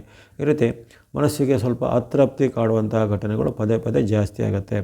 ಈ ಕಾಲದಲ್ಲಿ ನೀವು ನಿಮ್ಮ ಮಾತು, ನಡವಳಿಕೆ, ಬಾಂಧವ್ಯ ಅಂದರೆ ರಿಲೇಷನ್ಶಿಪ್, ಅದು ನಿಮ್ಮ ಕುಟುಂಬದವರ ಜೊತೆಗೆ ಇರ್ಬೋದು, ನಿಮ್ಮ ಸಹೋದ್ಯೋಗಿಗಳ ಜೊತೆ ಇರ್ಬೋದು, ನಿಮ್ಮ ಮೇಲಾಧಿಕಾರಿ ಇರ್ಬೋದು ಅಥವಾ ನಿಮ್ಮ ಕಸ್ಟಮರ್ಸ್ ಗ್ರಾಹಕರು ಇರ್ಬೋದು, ಯಾವುದೇ ವೃತ್ತಿ ಅಥವಾ ಉದ್ಯೋಗದಲ್ಲಿ ಅಥವಾ ಕ್ಷೇತ್ರದಲ್ಲಿ ಇರಲಿ, ನೀವು ಸ್ವಲ್ಪ ನಿಮ್ಮ ಮಾತಿನ ಬಗ್ಗೆ ನಿಗಾ ಇರಬೇಕು, ನಿಮ್ಮ ನಡವಳಿಕೆ ಬಗ್ಗೆ ನಿಗಾ ಇರಬೇಕು. ಇವೆಲ್ಲವೂ ಈಗ ಒಂದೊಂದಾಗಿ ನಿಮ್ಮ ಮೇಲೆ ಅಡ್ಡ ಪರಿಣಾಮ ಬರುತ್ತೆ. ಜೊತೆಗೆ ಸಾಡೆ ಸಾತಿಯ ಒಂದು ಉತ್ತುಂಗದಲ್ಲಿರುವಂಥವ್ರು ಮೇಷರಾಶಿಗೆ ಈಗ ಸಾಡೆ ಸಾತಿಯ ಪ್ರಭಾವ ಜಾಸ್ತಿನೇ ಇರುತ್ತೆ. ಅಲ್ಲಿ ನೀವು ಹಿಂದೆ ಮುಟ್ಟಿದ್ದೆಲ್ಲ ಚಿನ್ನ ಆಗಿರ್ಬೋದು, ಈಗ ನೀವು ಮುಟ್ಟಿದ್ದೆಲ್ಲ ಕಬ್ಬಿಣನ ಆಗ್ಬೋದು ಅಥವಾ ಇನ್ನೇನೋ ಆಗ್ಬೋದು. ಹಾಗಾಗಿ ಆ ರೀತಿ ಆಗಿರೋ ಕಾರಣ ನೀವು ಯಾವುದೇ ರೀತಿಯ ಅಹಂಗೆ ಒಳಗಾಗದೆ ಸ್ವಲ್ಪ ಈ ಕಾಲದಲ್ಲಿ ಸ್ವಲ್ಪ ನಿಮ್ಮ ತನು, ಮನ, ಧನದ ಎಲ್ಲ ಒಂದು ಎಚ್ಚರಿಕೆಯನ್ನು ಗಮನಿಸಬೇಕು. ಅತಿರೇಕದ ನಿರ್ಧಾರ, ಅಹಂಕಾರದ ನಿರ್ಧಾರ ಎಲ್ಲ ನಿಮ್ಮನ್ನು ನುಚ್ಚುರೂರು ಮಾಡುವಂಥ ಘಟನೆಗಳು ಆಗ್ಬೋದು. ಹಾಗಾಗಿ ಮೇಷರಾಶಿಯವರಿಗೆ ರವಿಯ ಪ್ರಭಾವ ಧನುರ್ಮಾಸದಲ್ಲಿ ಅಷ್ಟೇನು ಉತ್ತಮವಾಗಿಲ್ಲ. ಕೊನೆಗೆ ಹೇಳ್ತಕ್ಕಂತಹ ರವಿಯ ದೋಷ ನಿವಾರಣಾರ್ಥವಾದ ಪ್ರಾರ್ಥನೆ, ಧ್ಯಾನ ಅಥವಾ ದೇವತಾ ಶ್ಲೋಕ ಇತ್ಯಾದಿಗಳನ್ನು ಮೇಷರಾಶಿಯವರು ಮಾಡಬೇಕಾಗತ್ತೆ. ಇನ್ನು ವೃಷಭ ರಾಶಿಗೆ ಈ ಒಂದು ಮಾಸದ ವಿಚಾರ ಗಮನಿಸಿದಾಗ ನಿಮ್ಮ ರಾಶಿಯಿಂದ ಅಷ್ಟಮ ಅಥವಾ 8ರ ಮನೆಯಲ್ಲಿ ಆಗುವಂಥದ್ದು. ಅಷ್ಟಮವು ಅಲ್ಲಿ ವಿವಿಧ ರೀತಿಯ ಸಂಕಷ್ಟ ಸೂಚಕವಾದ ಫಲ ಬರುತ್ತೆ. ಅಂದರೆ ನಿಮಗೆ ಇದರ ಅರ್ಥ ರವಿಯ ಧನುರ್ಮಾಸದಲ್ಲಿ ನಿಮಗೆ ರವಿಯಿಂದ ಯಾವುದೇ ರೀತಿಯ ಒಳ್ಳೆಯ ಪ್ರಭಾವ ಆಗೋದಿಲ್ಲ, ಅದರ ವಿರುದ್ಧವಾದ ಪ್ರಭಾವಗಳು ಆಗ್ತವೆ, ಅಂದರೆ ಕೆಟ್ಟ ಪ್ರಭಾವಗಳು ಆಗುವಂಥ ಸಾಧ್ಯತೆ ಬರುತ್ತೆ. ಇಲ್ಲಿ ಗಮನಿಸಬೇಕು ಎಲ್ಲ ರಾಶಿಯವರು ಏನಂದರೆ ಇಲ್ಲಿ ಕೆಟ್ಟ ಪ್ರಭಾವ ಅಥವಾ ಅನಿರೀಕ್ಷಿತ ಕೆಟ್ಟದಾಗುವಂಥದ್ದಂದರೆ ಎಲ್ಲರಿಗೂ ಕೆಟ್ಟದಾಗುತ್ತೆ, ಅದು ಎಲ್ಲರಿಗೂ ತೊಂದರೆ. ಸಾಂಕೇತಿಕವಾಗಿ ಕೆಲವೊಮ್ಮೆ ಆಗ್ಬೋದು. ಇನ್ನು ಕೆಲವರಿಗೆ ಉತ್ತಮ ದಶಾಭುಕ್ತಿ, ಅವರ ವೈಯಕ್ತಿಕ ಕುಂಡಲಿಯಲ್ಲಿರುವಂತಹ ಗ್ರಹಗಳ ಸ್ಥಿತಿ ಎಲ್ಲ ಚೆನ್ನಾಗಿದ್ದಾಗ ಖಂಡಿತ ಅಂಥದ್ದೇನೂ ತೊಂದರೆ ಆಗೋದಿಲ್ಲ. ಇದನ್ನು ನಾವು ಸಾರ್ವಜನಿಕವಾಗಿ ಹೇಳುವಂಥದ್ದು ಹೊರತು ಇಲ್ಲಿ ಮುನ್ನೆಚ್ಚರಿಕೆ ಕ್ರಮ ಅಷ್ಟೇ ನಿಮಗೆ ಅಗತ್ಯ ಇದೆ ಅಷ್ಟೇ ಹೊರತು ಎಲ್ರಿಗೂ ತೊಂದರೆ ಆಗುತ್ತೆ, ಎಲ್ರಿಗೂ ಕೆಟ್ಟದಾಗುತ್ತೆ ಅನ್ನೋದನ್ನು ಆ ಥರ ಯಾರು ತಲೆಯಲ್ಲಿ ಇಟ್ಕೋಬಾರ್ದು. ಇಲ್ಲಿ ವೃಷಭ ರಾಶಿಗೆ ನಿಮ್ಮ ಆರೋಗ್ಯದ ಕಡೆ ಗಮನ ಬೇಕು. ಧನುರ್ಮಾಸದಲ್ಲಿ ಆರೋಗ್ಯದ ಸಣ್ಣ ಪುಟ್ಟ ಸಮಸ್ಯೆ ಬರ್ಬೋದು. ಬಾಡಿಯಲ್ಲಿ ಉಷ್ಣ ಮತ್ತು ಶೀತದ ಹೆಚ್ಚಳಗಳು ಅಥವಾ ಆಗುವಂಥದ್ದು, ಅಥವಾ ಅತಿ ಉಷ್ಣದಿಂದಲೂ ಆರೋಗ್ಯ ಕೆಡುತ್ತೆ, ಅತಿ ಶೀತ ಆದರೂ ಆರೋಗ್ಯ ಅಲ್ಲಿ ವ್ಯತ್ಯಾಸ ಆಗುತ್ತೆ. ಹಾಗಾಗಿ ಶೀತೋಷ್ಣಗಳ ಸಮತೋಲನ ಕಾಯ್ದುಕೊಳ್ಳುವಂಥದ್ದು, ಜೊತೆಗೆ ಯಂತ್ರ, ವಾಹನ ಚಲಾವಣೆಗಳಲ್ಲಿ ಸ್ವಲ್ಪ ಮುನ್ನೆಚ್ಚರಿಕೆ ಬೇಕು. ಸುರಕ್ಷಾ ಕ್ರಮ ಪ್ರತಿಯೊಬ್ಬರ ಕರ್ತವ್ಯ. ಈಗ ರೋಡ್ ಸೇಫ್ಟಿ ಅನ್ನೋದಾಗಲಿ ಅಥವಾ ನಮ್ಮ ವೆಹಿಕಲ್ಗಳು ಡ್ರೈವಿಂಗ್ ಅಥವಾ ರೈಡಿಂಗ್ ಮಾಡುವಾಗ ಏನೇನೋ ಸುರಕ್ಷಾ ನಿಯಮ ಇದೆ, ಅದನ್ನು ಸೇಫ್ಟಿ ಪ್ರಿಕಾಷನ್ಗಳನ್ನು ನಾವು ಖಂಡಿತ ಎಲ್ಲರೂ ಅನುಸರಣೆ ಮಾಡಬೇಕು. ಹಾಗಾಗಿ ಈ ವೃಷಭ ರಾಶಿಯವರು ಈ ಕಾಲದಲ್ಲಿ ಸ್ವಲ್ಪ ಜಾಸ್ತಿ ಹೆಚ್ಚಿನ ಅನುಸರಣೆ ಮಾಡಬೇಕು. ಮನಸ್ಸಲ್ಲಿ ಆತಂಕ, ಕ್ರೋಧ, ಸಿಟ್ಟು, ಭಯ ಎಲ್ಲ ಹೆಚ್ಚಳಾಗುತ್ತೆ. ಹಾಗೆ ಮನೋನಿಯಂತ್ರಣವನ್ನು ಖಂಡಿತ ಮಾಡಬೇಕು. ಆತಂಕದಲ್ಲಿ ಅಥವಾ ಸಿಟ್ಟಿನಲ್ಲಿ, ಕ್ರೋಧದಲ್ಲಿ ಯಾವುದೇ ಒಂದು ನಿರ್ಧಾರ ತೆಗೆದುಕೊಳ್ಳೋದಾಗಲಿ ಅಥವಾ ಇತರರ ಜೊತೆಗೆ ಮಾತಾಡುವಾಗ ಕ್ರೋಧದಿಂದ ಏನಾದರೂ ನೀವು ವಿರುದ್ಧವಾದ ಅಥವಾ ಅವಾಚ್ಯ ಪದಗಳನ್ನು ಬಳಸೋದಾಗಲಿ ಮುಂತಾದೆಲ್ಲ ಆಗುತ್ತೆ. ಜೊತೆಗೆ ಮನಸ್ಸಿನಲ್ಲೂ ಮತ್ತು ಆರೋಗ್ಯದಲ್ಲೂ ಸಣ್ಣ ಪುಟ್ಟ ಏರುಪೇರುಗಳು ಆಗಾಗ ಬರ್ತಾ ಇರೋದ್ರಿಂದ ನಿಮಗೆ ಸ್ವಲ್ಪ ಇಕ್ಕಟ್ಟಿನ ಪರಿಸ್ಥಿತಿ ನಿರ್ಮಾಣ ಆಗುತ್ತೆ. ಜೊತೆಗೆ ಕೆಲಸ ಕಾರ್ಯಗಳನ್ನು ಕೈಗೊಡುವಾಗ ಅದರಲ್ಲಿ ಸ್ವಲ್ಪ ನಿಧಾನಗತಿ ಆರಂಭ ಆಗ್ಬೋದು. ಯಾವುದೇ ಕೆಲಸ ಕಾರ್ಯಗಳಲ್ಲಿ ನಿಮಗೆ ಪದೇ ಪದೇ ಅಲೆದಾಡುವಂಥ ಪರಿಸ್ಥಿತಿ ಆಗ್ಬೋದು. ಕೋರ್ಟ್ ಕಚೇರಿ ಅಥವಾ ಡಾಕ್ಯುಮೆಂಟ್ ಇತ್ಯಾದಿಗಳ ವಿಚಾರಕ್ಕೆ ಹೋದಾಗ ಅದನ್ನು ಸ್ವಲ್ಪ ನಿಮಗೆ ವಿಳಂಬವಾಗಿ ಆಗುವಂಥದ್ದು. ಹಾಗಾಗಿ ಈ ಕಾಲದಲ್ಲಿ ನಿಮಗೆ ಧನುರ್ಮಾಸವು ಅಷ್ಟೊಂದು ಅದೃಷ್ಟದಾಯಕವಾಗಿರೋದಿಲ್ಲ. ಸೂರ್ಯನ ವಿಚಾರವಾಗಿ ಅಂದರೆ ಇತರ ಗ್ರಹಗಳ ಉತ್ತಮ ಪರಿಣಾಮ ಇದ್ದೇ ಇರುತ್ತೆ. ಇಲ್ಲೆಲ್ಲ ರಾಶಿಗೂ ಅಷ್ಟೇ, ಯಾವುದೋ ಶುಕ್ರ ಇರ್ಬೋದು, ಬುಧ ಇರ್ಬೋದು, ಕೆಲವರಿಗೆ ಉತ್ತಮ ಫಲವನ್ನು ಕೊಡುವಂಥದ್ದು ಇರುತ್ತೆ. ಹಾಗೆ ಅಂಥ ಒಂದು ಉತ್ತಮ ಫಲಗಳು ನಿಮಗೆ ಇದ್ದಿರುತ್ತೆ. ಆದರೆ ಸೂರ್ಯನಿಂದ ನಿಮಗೆ ಅಷ್ಟು ಉತ್ತಮ ಫಲಗಳು ಬಂದಿಲ್ಲ.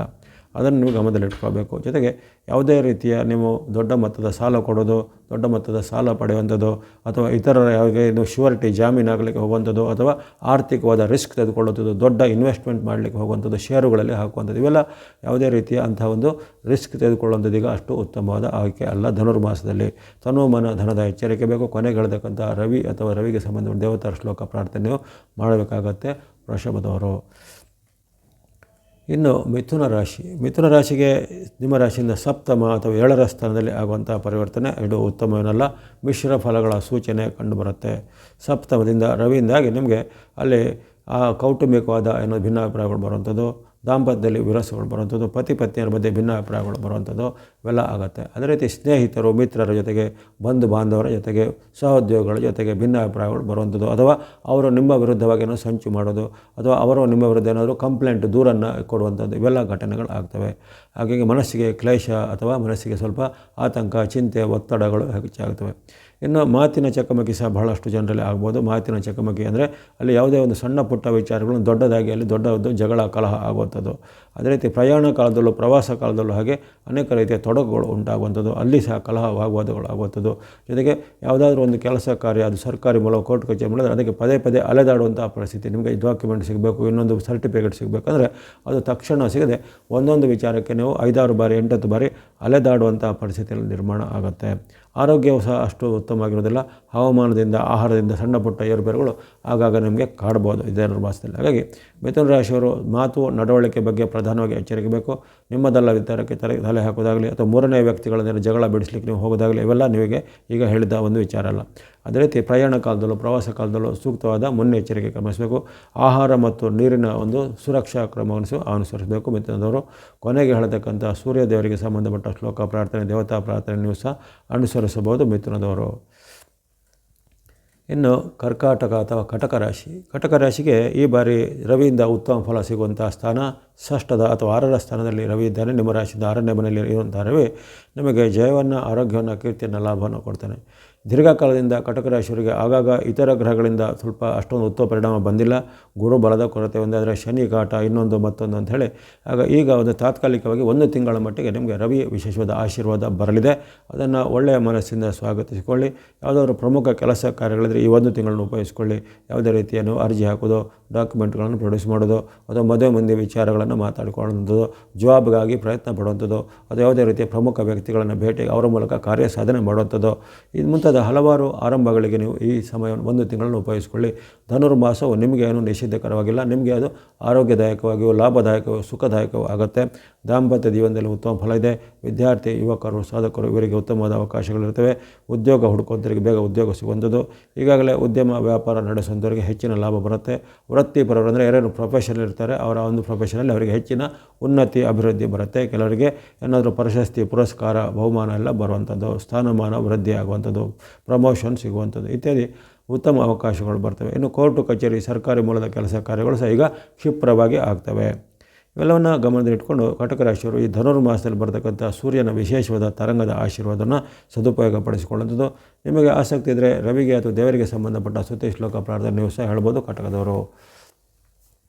ಇನ್ನು ಸಿಂಹರಾಶಿಗೆ ಸೂರ್ಯ ಭಗವಂತರ ಅಧಿಪತಿ ಆಗಿದ್ದಾರೆ. ಆದರೆ ಈ ಬಾರಿ ನಿಮ್ಮ ರಾಶಿಯಾಧಿಪತಿಯಾದ ಸೂರ್ಯನಿಂದ ಹೆಚ್ಚಿನ ಉತ್ತಮ ಫಲಗಳು ಬರೋದಿಲ್ಲ. ಮಿಶ್ರ ಫಲಗಳ ಸಾಧಕ ಇದೆ. ನಿಮ್ಮ ರಾಶಿಯಿಂದ ಪಂಚಮದಲ್ಲಿ ಅಂದರೆ 5ನೇ ಮನೆಯಲ್ಲಿ ಆಗುವಂಥ ಈ ಘಟನೆ ಆಗಿರೋ ಕಾರಣ ನಿಮಗೆ ಮಿಶ್ರ ಫಲಗಳ ಸೂಚನೆ ಬರುತ್ತೆ. ಅಲ್ಲಿ ಅಂಥ ಗಂಭೀರವಾದ ಅಡ್ಡ ಪರಿಣಾಮಗಳನ್ನಿಲ್ಲ. ಆರೋಗ್ಯ, ಹಣಕಾಸು, ಉದ್ಯೋಗ ಎಲ್ಲ ನಾರ್ಮಲ್ ಆಗಿ ಅಂದರೆ ಸಹಜವಾಗಿ ಚೆನ್ನಾಗಿ ನಡೀತಾ ಹೋಗುತ್ತೆ. ಇಲ್ಲಿ ಇದು ನಿಮ್ಮ ಮನಸ್ಸಿನ ಮೇಲೆ ಮತ್ತು ಮಾತು ನಡವಳಿಕೆ ಮೇಲೆ ಸ್ವಲ್ಪ ಅಡ್ಡ ಪರಿಣಾಮ ಬರುತ್ತೆ. ಮನಸ್ಸಿನಲ್ಲಿ ನಕಾರಾತ್ಮಕ ಭಾವನೆ ಬರುವಂಥದ್ದು, ಮನಸ್ಸಲ್ಲಿ ಕ್ರೋಧ, ಚಿಂತೆಗಳು ಬರುವಂಥದ್ದು, ಮನಸ್ಸಲ್ಲಿ ಒತ್ತಡ ಇದ್ದಕ್ಕಿಂತ ಹೆಚ್ಚಳ ಆಗುವಂಥದ್ದು, ಕಿರಿಯರ ಜೊತೆ ಕಲಹ ಆಗುವಂಥದ್ದು, ತಂದೆ ಮಕ್ಕಳ ಕಲಹ, ಅಥವಾ ನಿಮ್ಮ ಸಹೋದ್ಯೋಗಿಗಳ ಜೊತೆ, ಜೂನಿಯರ್ಗಳ ಜೊತೆ ಕಲಹ, ಅಥವಾ ಇನ್ನಿತರವಾದ ವಿರುದ್ಧ ಲಿಂಗಿಗಳ ಜೊತೆ ಕಲಹ ಇವೆಲ್ಲ ಆಗ್ಬೋದು. ಹಾಗಾಗಿ ಕಲಹ, ವಾಗ್ವಾದದ ಬಗ್ಗೆ ಸ್ವಲ್ಪ ಮುನ್ನೆಚ್ಚರಿಕೆ ಗಮನಿಸಬೇಕು. ಅನಾವಶ್ಯಕ ಅನಾವಶ್ಯಕವಾಗಿ ಇತರರ ಜೊತೆಗೆ ಯಾವುದೇ ರೀತಿಯ ವಾಗ್ವಾದಕ್ಕೆ ನೀವು ಇಳಿಯುವಂಥದ್ದು ಒಳ್ಳೆಯದಲ್ಲ. ಜೊತೆಗೆ ವಾಗ್ವಾದ ಸಣ್ಣ ಪುಟ್ಟ ಅಂದರೆ ಅದನ್ನು ಇನ್ನಷ್ಟು ಮುಂದುವರಿಸುವುದು ಒಳ್ಳೆಯದಲ್ಲ. ಆ ಬಗ್ಗೆ ಸ್ವಲ್ಪ ಎಚ್ಚರಿಕೆ ಹೆಚ್ಚಿಸಬೇಕಾಗುತ್ತೆ. ಇಲ್ಲಿ ಮನಸ್ಸಿನಲ್ಲಿ ಸ್ವಲ್ಪ ಭೀತಿ, ಮನಸ್ಸಲ್ಲಿ ಸ್ವಲ್ಪ ಖಿನ್ನತೆ, ಮನಸ್ಸಿನಲ್ಲಿ ಸ್ವಲ್ಪ ನಕಾರಾತ್ಮಕ ಭಾವನೆ ಇವೆಲ್ಲ ಆಗುತ್ತೆ. ಇವೆಲ್ಲವನ್ನು ನೀವು ನಿಯಂತ್ರಣ ಮಾಡ್ಕೋಬೇಕು. ಹಾಗಾಗಿ ಮನಸ್ಸಿನ ಮತ್ತು ಮಾತು ನಡವಳಿಕೆ ಬಗ್ಗೆ ತುಂಬ ಒಂದು ಗಮನ ಬೇಕೇ ಹೊರತು ಈ ಸಿಂಹರಾಶಿಯವರಿಗೆ ರವಿಯಿಂದ ಯಾವುದೇ ರೀತಿಯ ಗಂಭೀರವಾದ ತೊಂದರೆಗಳಿಲ್ಲ. ಆರೋಗ್ಯದ ವಿಚಾರ ಚೆನ್ನಾಗಿರುತ್ತೆ, ಹಣಕಾಸು ವಿಚಾರ, ಉದ್ಯೋಗ ವಿಚಾರ ಎಲ್ಲ ಉತ್ತಮವಾಗಿರುತ್ತೆ. ಮಾತು ನಡವಳಿಕೆ ಮನಸ್ಸನ್ನು ನೀವು ಸ್ವಲ್ಪ ಸ್ವನಿಯಂತ್ರಣ ಮಾಡಿಕೊಳ್ಬೇಕು. ಆಸಕ್ತಿ ಇದ್ದರೆ ಕೊನೆಗೆ ಹೇಳ್ತಕ್ಕಂಥ ಸೂರ್ಯದೇವರಿಗೆ ಸಂಬಂಧಪಟ್ಟ ಸ್ತುತಿ ಶ್ಲೋಕ ಪ್ರಾರ್ಥನೆ ನೀವು ಹೇಳ್ಬೋದು ಸಿಂಹದವರು. ಇನ್ನು ಕನ್ಯಾ ರಾಶಿಗೆ ಈ ಒಂದು ಪ್ರಭಾವ ಮಿಶ್ರ ಫಲಗಳ ಸೂಚನೆ ಇರುತ್ತೆ. ನಿಮ್ಮ ರಾಶಿಯಿಂದ ಚತುರ್ಥ ಅಥವಾ ಸುಖ ಸ್ಥಾನದ 4ರ ಮನೆ ಆಗುವಂಥದ್ದು. ಅಲ್ಲಿ ನಿಮಗೆ ಆರೋಗ್ಯದ ಮೇಲೆ ಸ್ವಲ್ಪ ಅಡ್ಡಪರಿಣಾಮ ಬರುತ್ತೆ, ನಿಮ್ಮ ಬಾಂಧವ್ಯದ ಮೇಲೆ ಅಡ್ಡಪರಿಣಾಮ ಬರುತ್ತೆ. ಜೊತೆಗೆ ಕೆಲವೊಂದು ನಿಮ್ಮ ಕೆಲಸ ಕಾರ್ಯಗಳು ಸ್ವಲ್ಪ ನಿಧಾನಗತಿ ಆಗುವಂಥದ್ದು. ಅದು ಆಶಾಭಂಗ ಅಂದರೆ ನೀವು ಎಲ್ಲ ತುಂಬ ಒಂದು ಹೋಪ್ಸ್ ಇಟ್ಕೊಂಡು ಮಾಡಿರ್ತೀರ, ಅದು ಕೊನೆಯ ಕ್ಷಣದಲ್ಲಿ ಅದು ರದ್ದಾಗೋದಾಗಲಿ ಕ್ಯಾನ್ಸಲ್ ಆಗೋದಾಗಲಿ ಅಂದರೆ ಆಶಾಭಂಗ ಆಗುತ್ತೆ. ಕೆಲವೊಮ್ಮೆ ನಿಮಗೆ ಅಡೆತಡೆಗಳು ವಿಪರೀತವಾಗಿರುತ್ತೆ. ಇನ್ನು ಬಂಧುಗಳ ಜೊತೆಗೆ ಮಿತ್ರರ ಜೊತೆಗೆ ಸ್ವಲ್ಪ ಬಾಂಧವ್ಯವನ್ನು ಸ್ವಲ್ಪ ಕೊರತೆ ಬರ್ಬೋದು. ಅಥವಾ ಬಂಧುಗಳು ಮಿತ್ರರು ನಿಮ್ಮ ವಿರುದ್ಧವಾದ ಏನೋ ಸಂಚನ್ನು ಮಾಡೋದಾಗಲಿ ಅಥವಾ ಇಷ್ಟು ದಿನ ಚೆನ್ನಾಗಿದ್ದವರು ನಿಮಗೆ ಇದ್ದಕ್ಕಿದ್ದಂತೆ ನಿಮ್ಮನ್ನು ವಿರೋಧಿಸುವಂಥ ಘಟನೆ ಎಲ್ಲ ಆಗುತ್ತೆ. ಹಾಗಾಗಿ ಈ ಕಾಲದಲ್ಲಿ ಸ್ವಲ್ಪ ನಿಮಗೆ ನಿರಾಶೆ ಕಾಡ್ಬೋದು, ಹತಾಶೆ ಕಾಡ್ಬೋದು, ಕೆಲಸ ಕಾರ್ಯಗಳು ಸ್ವಲ್ಪ ನಿಧಾನ ಆಗುವಂಥ ಅನುಭವ ನಿಮಗೆ ಆಗ್ಬೋದು. ಅಥವಾ ಎಲ್ಲರೂ ನಿಮಗೆ ವಿರುದ್ಧವಾದ ದಿಕ್ಕಿನಲ್ಲಿ ನಿಮ್ಮ ವಿರುದ್ಧ ಸಂಚಲನ ಮಾಡಿದ್ರೆ ನಿಮಗೆ ಭಾಸ ಆಗ್ಬೋದು. ಹಾಗೆ ಕನ್ಯಾ ರಾಶಿಯವರು ನೀವು ವೈಯಕ್ತಿಕ ವಿಚಾರ, ಕೆಲಸ ಕಾರ್ಯಗಳ ವಿಚಾರ, ಬಾಂಧವ್ಯದ ವಿಚಾರ ಸ್ವಲ್ಪ ಎಚ್ಚರಿಕೆ ಹೆಚ್ಚಬೇಕು. ಆರೋಗ್ಯದ ಸಹ ಗಮನ ಬೇಕಾಗುತ್ತೆ. ಜೊತೆಗೆ ಯಾವುದೇ ರೀತಿಯ ಅತಿರೇಕದ ವರ್ತನೆಗಾಗಲಿ ಅಹಂನ ಮುಂದಿಟ್ಟುಕೊಂಡು ಏನಾದರೂ ಮಾಡುವಂಥ ಕೆಲಸ ಕಾರ್ಯಗಳು ಸ್ವಲ್ಪ ನೀವು ಅದನ್ನು ನಿಧಾನಗತಿಗೆ ಇಳಿಸಬೇಕಾಗತ್ತೆ. ಕೊನೆಗೆ ಹೇಳ್ತಕ್ಕಂಥ ಸೂರ್ಯದೇವರಿಗೆ ಸಂಬಂಧಪಟ್ಟ ಸ್ತುತಿ ಶ್ಲೋಕ ಪ್ರಾರ್ಥನೆ ಹೇಳಬೇಕು ಕನ್ಯಾ ರಾಶಿಯವರು. ಮುಂದೆ ತುಲಾರಾಶಿ. ಈ ಸೂರ್ಯ ಭಗವಂತರಿಂದ ಆಶೀರ್ವಾದ ಪಡೆಯುವಂತಹ 2ನೇ ರಾಶಿ ತುಲಾರಾಶಿ. ಮೊದಲನೇದಾಗಿ ಕಟಕ ರಾಶಿಗೆ ಉತ್ತಮ ಷಷ್ಠದ ಅವಕಾಶ ಸಿಕ್ತು. ಈಗ ತೃತೀಯ ಅಥವಾ 3ನೇ ಸ್ಥಾನದಲ್ಲಿ ಆಗುವಂಥ ವಿಶೇಷವಾದ ಪ್ರಭಾವ ಈ ತುಲಾರಾಶಿಯವರಿಗೆ ಈ ಬಾರಿ ಧನುರ್ಮಾಸದಲ್ಲಿ ಉತ್ತಮ ಫಲವನ್ನು ಕೊಡ್ತಾ ಇದೆ. ಹಾಗಾಗಿ ಧನುರ್ಮಾಸವು ನಿಮಗೆ ಧನದಾಯಕವು, ಸುಖದಾಯಕವು, ಶುಭದಾಯಕವು ಆಗಿರುತ್ತೆ. ಆಕಸ್ಮಿಕ ಧನಲಾಭ ಯೋಗ ಇರುತ್ತೆ. ವ್ಯಾಪಾರ ಉದ್ಯೋಗ ಪ್ರಗತಿ ಆಗುತ್ತೆ. ಭೂಮಿ ಕೊಳ್ಳೋದು, ಮನೆ ಕೊಳ್ಳೋದು, ಯಂತ್ರ ವಾಹನ ಕೊಳ್ಳುವಂಥ ಅವಕಾಶ ಇದ್ದಂಥ ಮನೆಯನ್ನು ನೀವು ರಿನೋವೇಷನ್ ಅಥವಾ ಜೀರ್ಣೋದ್ಧಾರ ಮಾಡುವಂಥ ಪ್ರಕ್ರಿಯೆಗಳು ಬರುವಂಥದ್ದು. ಜೊತೆಗೆ ಭೂಮಿಯಲ್ಲಿ ಹೂಡಿಕೆ ಮಾಡಲಿಕ್ಕೆ ಆಸಕ್ತಿ ಇದ್ದವರಿಗೆ ಭೂಮಿಯಲ್ಲಿ ಹೂಡಿಕೆ ಮಾಡಲಿಕ್ಕೆ ಅವಕಾಶಗಳು ಸಿಗುವಂಥದ್ದು. ಮನೆ, ಭೂಮಿ, ಸೈಟು ಮುಂತಾದ ವಿಚಾರಗಳ ಮಾತುಕತೆಗಳಿಗೆ ಉತ್ತಮವಾಗಿ ನಿಮ್ಮ ಪರವಾಗಿ ಆಗುವಂಥದ್ದು.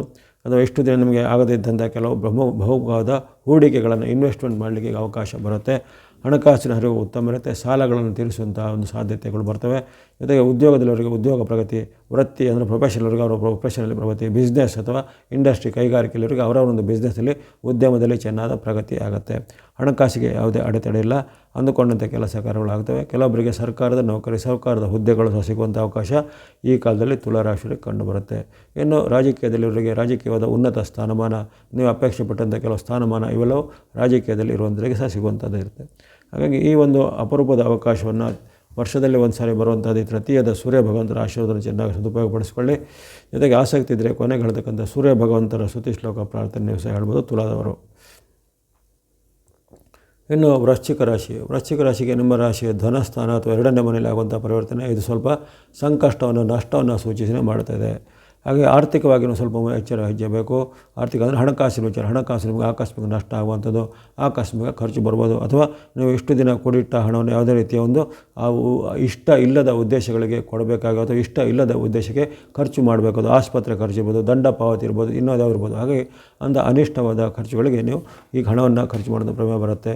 ಜೊತೆಗೆ ಮಾತಿನ ಚಕಮಕಿ, ಕೌಟುಂಬಿಕ ಕಲಹ ಹೆಚ್ಚಾಗುತ್ತೆ. ಪತಿ ಪತ್ನಿಯರ ಮಧ್ಯೆ, ತಂದೆ ಮಕ್ಕಳ ಮಧ್ಯೆ, ತಾಯಿ ಮಕ್ಕಳ ಮಧ್ಯೆ ಅಥವಾ ನಿಮ್ಮ ಈ ಸಹೋದರರ ಮಧ್ಯೆ ಇರ್ಬೋದು. ಅಥವಾ ಈ ವಿಶೇಷವಾಗಿ ಅತ್ತೆ, ಮಾವ ಮುಂತಾದವರು ಸಹ ಈ ಕಲಹವಾಗುವುದುಗಳು ಹೆಚ್ಚಳ ಆಗುತ್ತೆ. ಮಾತಿನಲ್ಲಿ ಇತರರು ನಿಮ್ಮನ್ನು ನಿಂದಿಸುವಂಥದ್ದು, ಸಾರ್ವಜನಿಕ ಸಮೂಹದಲ್ಲಿ ನಿಮಗೆ ಅವಮಾನ ಮಾಡುವಂಥದ್ದು ಮುಂತಾದ ಘಟನೆಗಳಾಗ್ತವೆ. ಇನ್ನು ಯಾರು ರಾಜಕೀಯದಲ್ಲಿ ಅವರಿಗೆ ರಾಜಕೀಯದ ಹುದ್ದೆಗಳಿಗೆ ಏನೋ ತೊಂದರೆಗಳು ಬರುವಂಥದ್ದು, ರಾಜಕೀಯವಾಗಿ ನಿಮಗೆ ಕಳಂಕ ಅಥವಾ ನಿಮ್ಮ ಮೇಲೆ ಏನೋ ತನಿಖೆಗಳು ಬರುವಂಥದ್ದು, ಸರ್ಕಾರದ ಹುದ್ದೆ, ಸರ್ಕಾರದ ಅಧಿಕಾರದಲ್ಲಿ ಇರೋರಿಗೆ ಸಹ ನಿಮ್ಮ ಮೇಲಿದ್ದ ಕಾನೂನು ಕ್ರಮ ಬರೋದಾಗಲಿ, ಶಿಸ್ತು ಕ್ರಮ ಬರೋದಾಗಲಿ, ನಿಮಗೇನೋ ನೋಟಿಸ್ಗಳು ಬರೋದಾಗಲಿ, ಅಥವಾ ಕೆಲವರಿಗೆ ಅಮಾನತ್ತು ಸಸ್ಪೆನ್ಷನ್ ಅಂಥ ಶಿಕ್ಷೆಗಳು ಇವೆಲ್ಲ ಆಗುವಂಥದ್ದು. ಹಾಗಾಗಿ ಈ ವೃಶ್ಚಿಕ ರಾಶಿಯವರಿಗೆ ಈ ಒಂದು ಧನುರ್ಮಾಸ ಅಷ್ಟೇನು ಉತ್ತಮವಾಗಿಲ್ಲ. ಕಷ್ಟ, ನಷ್ಟ ಮತ್ತು ಸಂಕಷ್ಟಗಳ ಸೂಚನೆ ಇರುತ್ತೆ. ಎಲ್ಲ ವಿಚಾರದಲ್ಲೂ ಸ್ವಲ್ಪ ಮೈಯೆಲ್ಲ ಕಣ್ಣಾಗಿರಬೇಕು. ಆತುರ ನಿರ್ಧಾರ ಬೇಡ. ಅಪರಿಚಿತರ ಜೊತೆ ಯಾವುದೇ ರೀತಿಯ ದೊಡ್ಡ ಮೊತ್ತದ ಹಣದ ವ್ಯವಹಾರ ಎಲ್ಲ ಮಾಡಲಿಕ್ಕೆ ಹೋಗಬೇಡಿ. ಎಲ್ಲವೂ ನೀವು ನಷ್ಟಕ್ಕೆ ಸಿಲುಕೊಳ್ಳುವಂಥ ಸಾಧ್ಯತೆ ಇರುತ್ತೆ. ಆಸಕ್ತಿ ಉಳ್ಳಂಥವ್ರು ಕೊನೆಗೆ ಹೇಳ್ತಕ್ಕಂಥ ಈ ಒಂದು ಸೂರ್ಯ ಭಗವಂತರಿಗೆ ಸಂಬಂಧಪಟ್ಟ ಸ್ತುತಿ ಶ್ಲೋಕ ಪ್ರಾರ್ಥನೆ ಅಥವಾ ದೇವತಾ ಪ್ರಾರ್ಥನೆ ಮಾಡಬೇಕಾಗತ್ತೆ. ಏನು ಧನುಸು ರಾಶಿಗೆ ನಿಮಗೆ ಗೊತ್ತಿರುವಂತೆ ನಿಮ್ಮದೇ ರಾಶಿಗೆ ಅಲ್ಲಿ ಸೂರ್ಯ ಭಗವಂತರು ಬರುವಂಥದ್ದು. ಧನುರ್ಮಾಸದಲ್ಲಿ 1 ತಿಂಗಳ ಕಾಲ ನಿಮ್ಮ ರಾಶಿಯಲ್ಲೇ ಭಗವಂತರು ಇರ್ತಾರೆ. ಜನ್ಮದಲ್ಲಿ ಇರುವಂಥ ಸೂರ್ಯನು ವಿರುದ್ಧ ಫಲವನ್ನು ಕೊಡುವಂಥದ್ದನ್ನು ನಮ್ಮೆಲ್ಲರಿಗೂ ಗೊತ್ತಿರುತ್ತೆ. ಹಾಗಾಗಿ ಜನ್ಮದಲ್ಲಿದ್ದಂಥ ರವಿಯಿಂದಾಗಿ ಈ ಧನುರಾಶಿಯವರಿಗೆ ಸ್ವಲ್ಪ ಅಡ್ಡ ಪರಿಣಾಮ ಆಗ್ಬೋದು. ವಿಶೇಷವಾಗಿ ಆರೋಗ್ಯದ ಮೇಲೆ ಅಡ್ಡ ಪರಿಣಾಮ ಬರುವಂಥದ್ದು. ಹಿಂದೆ ಯಾವುದೇ ನಿಮಗೆ ಕಾಡ್ತಿದ್ದ ಒಂದು ಅನಾರೋಗ್ಯವು ಈಗ ಮತ್ತೆ ಕಾಣಿಸ್ಬೋದು. ಉದಾಹರಣೆಗೆ ಕೆಲವರಿಗೆ ಒಂದು ಕಾಲದಲ್ಲಿ ಯಾವುದೇ ರೀತಿಯ ಒಂದು ಆಸ್ತಮನೋ ಇತ್ತು, ಕೆಲವರಿಗೆ ಅಲರ್ಜಿ ಇತ್ತು, ಇನ್ನು ಕೆಲವರಿಗೆ ಏನಾದ್ರು ಜಾಯಿಂಟ್ ಪೇನು, ಆರ್ಥರೈಟಿಸ್ ಮುಂತಾದೆಲ್ಲ ಇತ್ತು. ಅವೆಲ್ಲವೂ ಈಗ ಮತ್ತೆ ಮರಳಿ ಬರುತ್ತೆ, ಮತ್ತೆ ಮರಳಿ ಕಾಣಿಸುವಂಥದ್ದು. ಅಂತಹ ಒಂದು ಹಳೆಯ ವ್ಯಾಧಿಗಳು, ಹಳೆಯ ಕಾಯಿಲೆಗಳು ಈಗ ಮತ್ತೆ ಕಾಣಿಸುವಂಥದ್ದು. ಆರೋಗ್ಯವಂತರಿಗೂ ಹಾಗೆ ಸ್ವಲ್ಪ ಸುಸ್ತು, ಆಲಸ್ಯ ಹೆಚ್ಚಳಾಗುತ್ತೆ.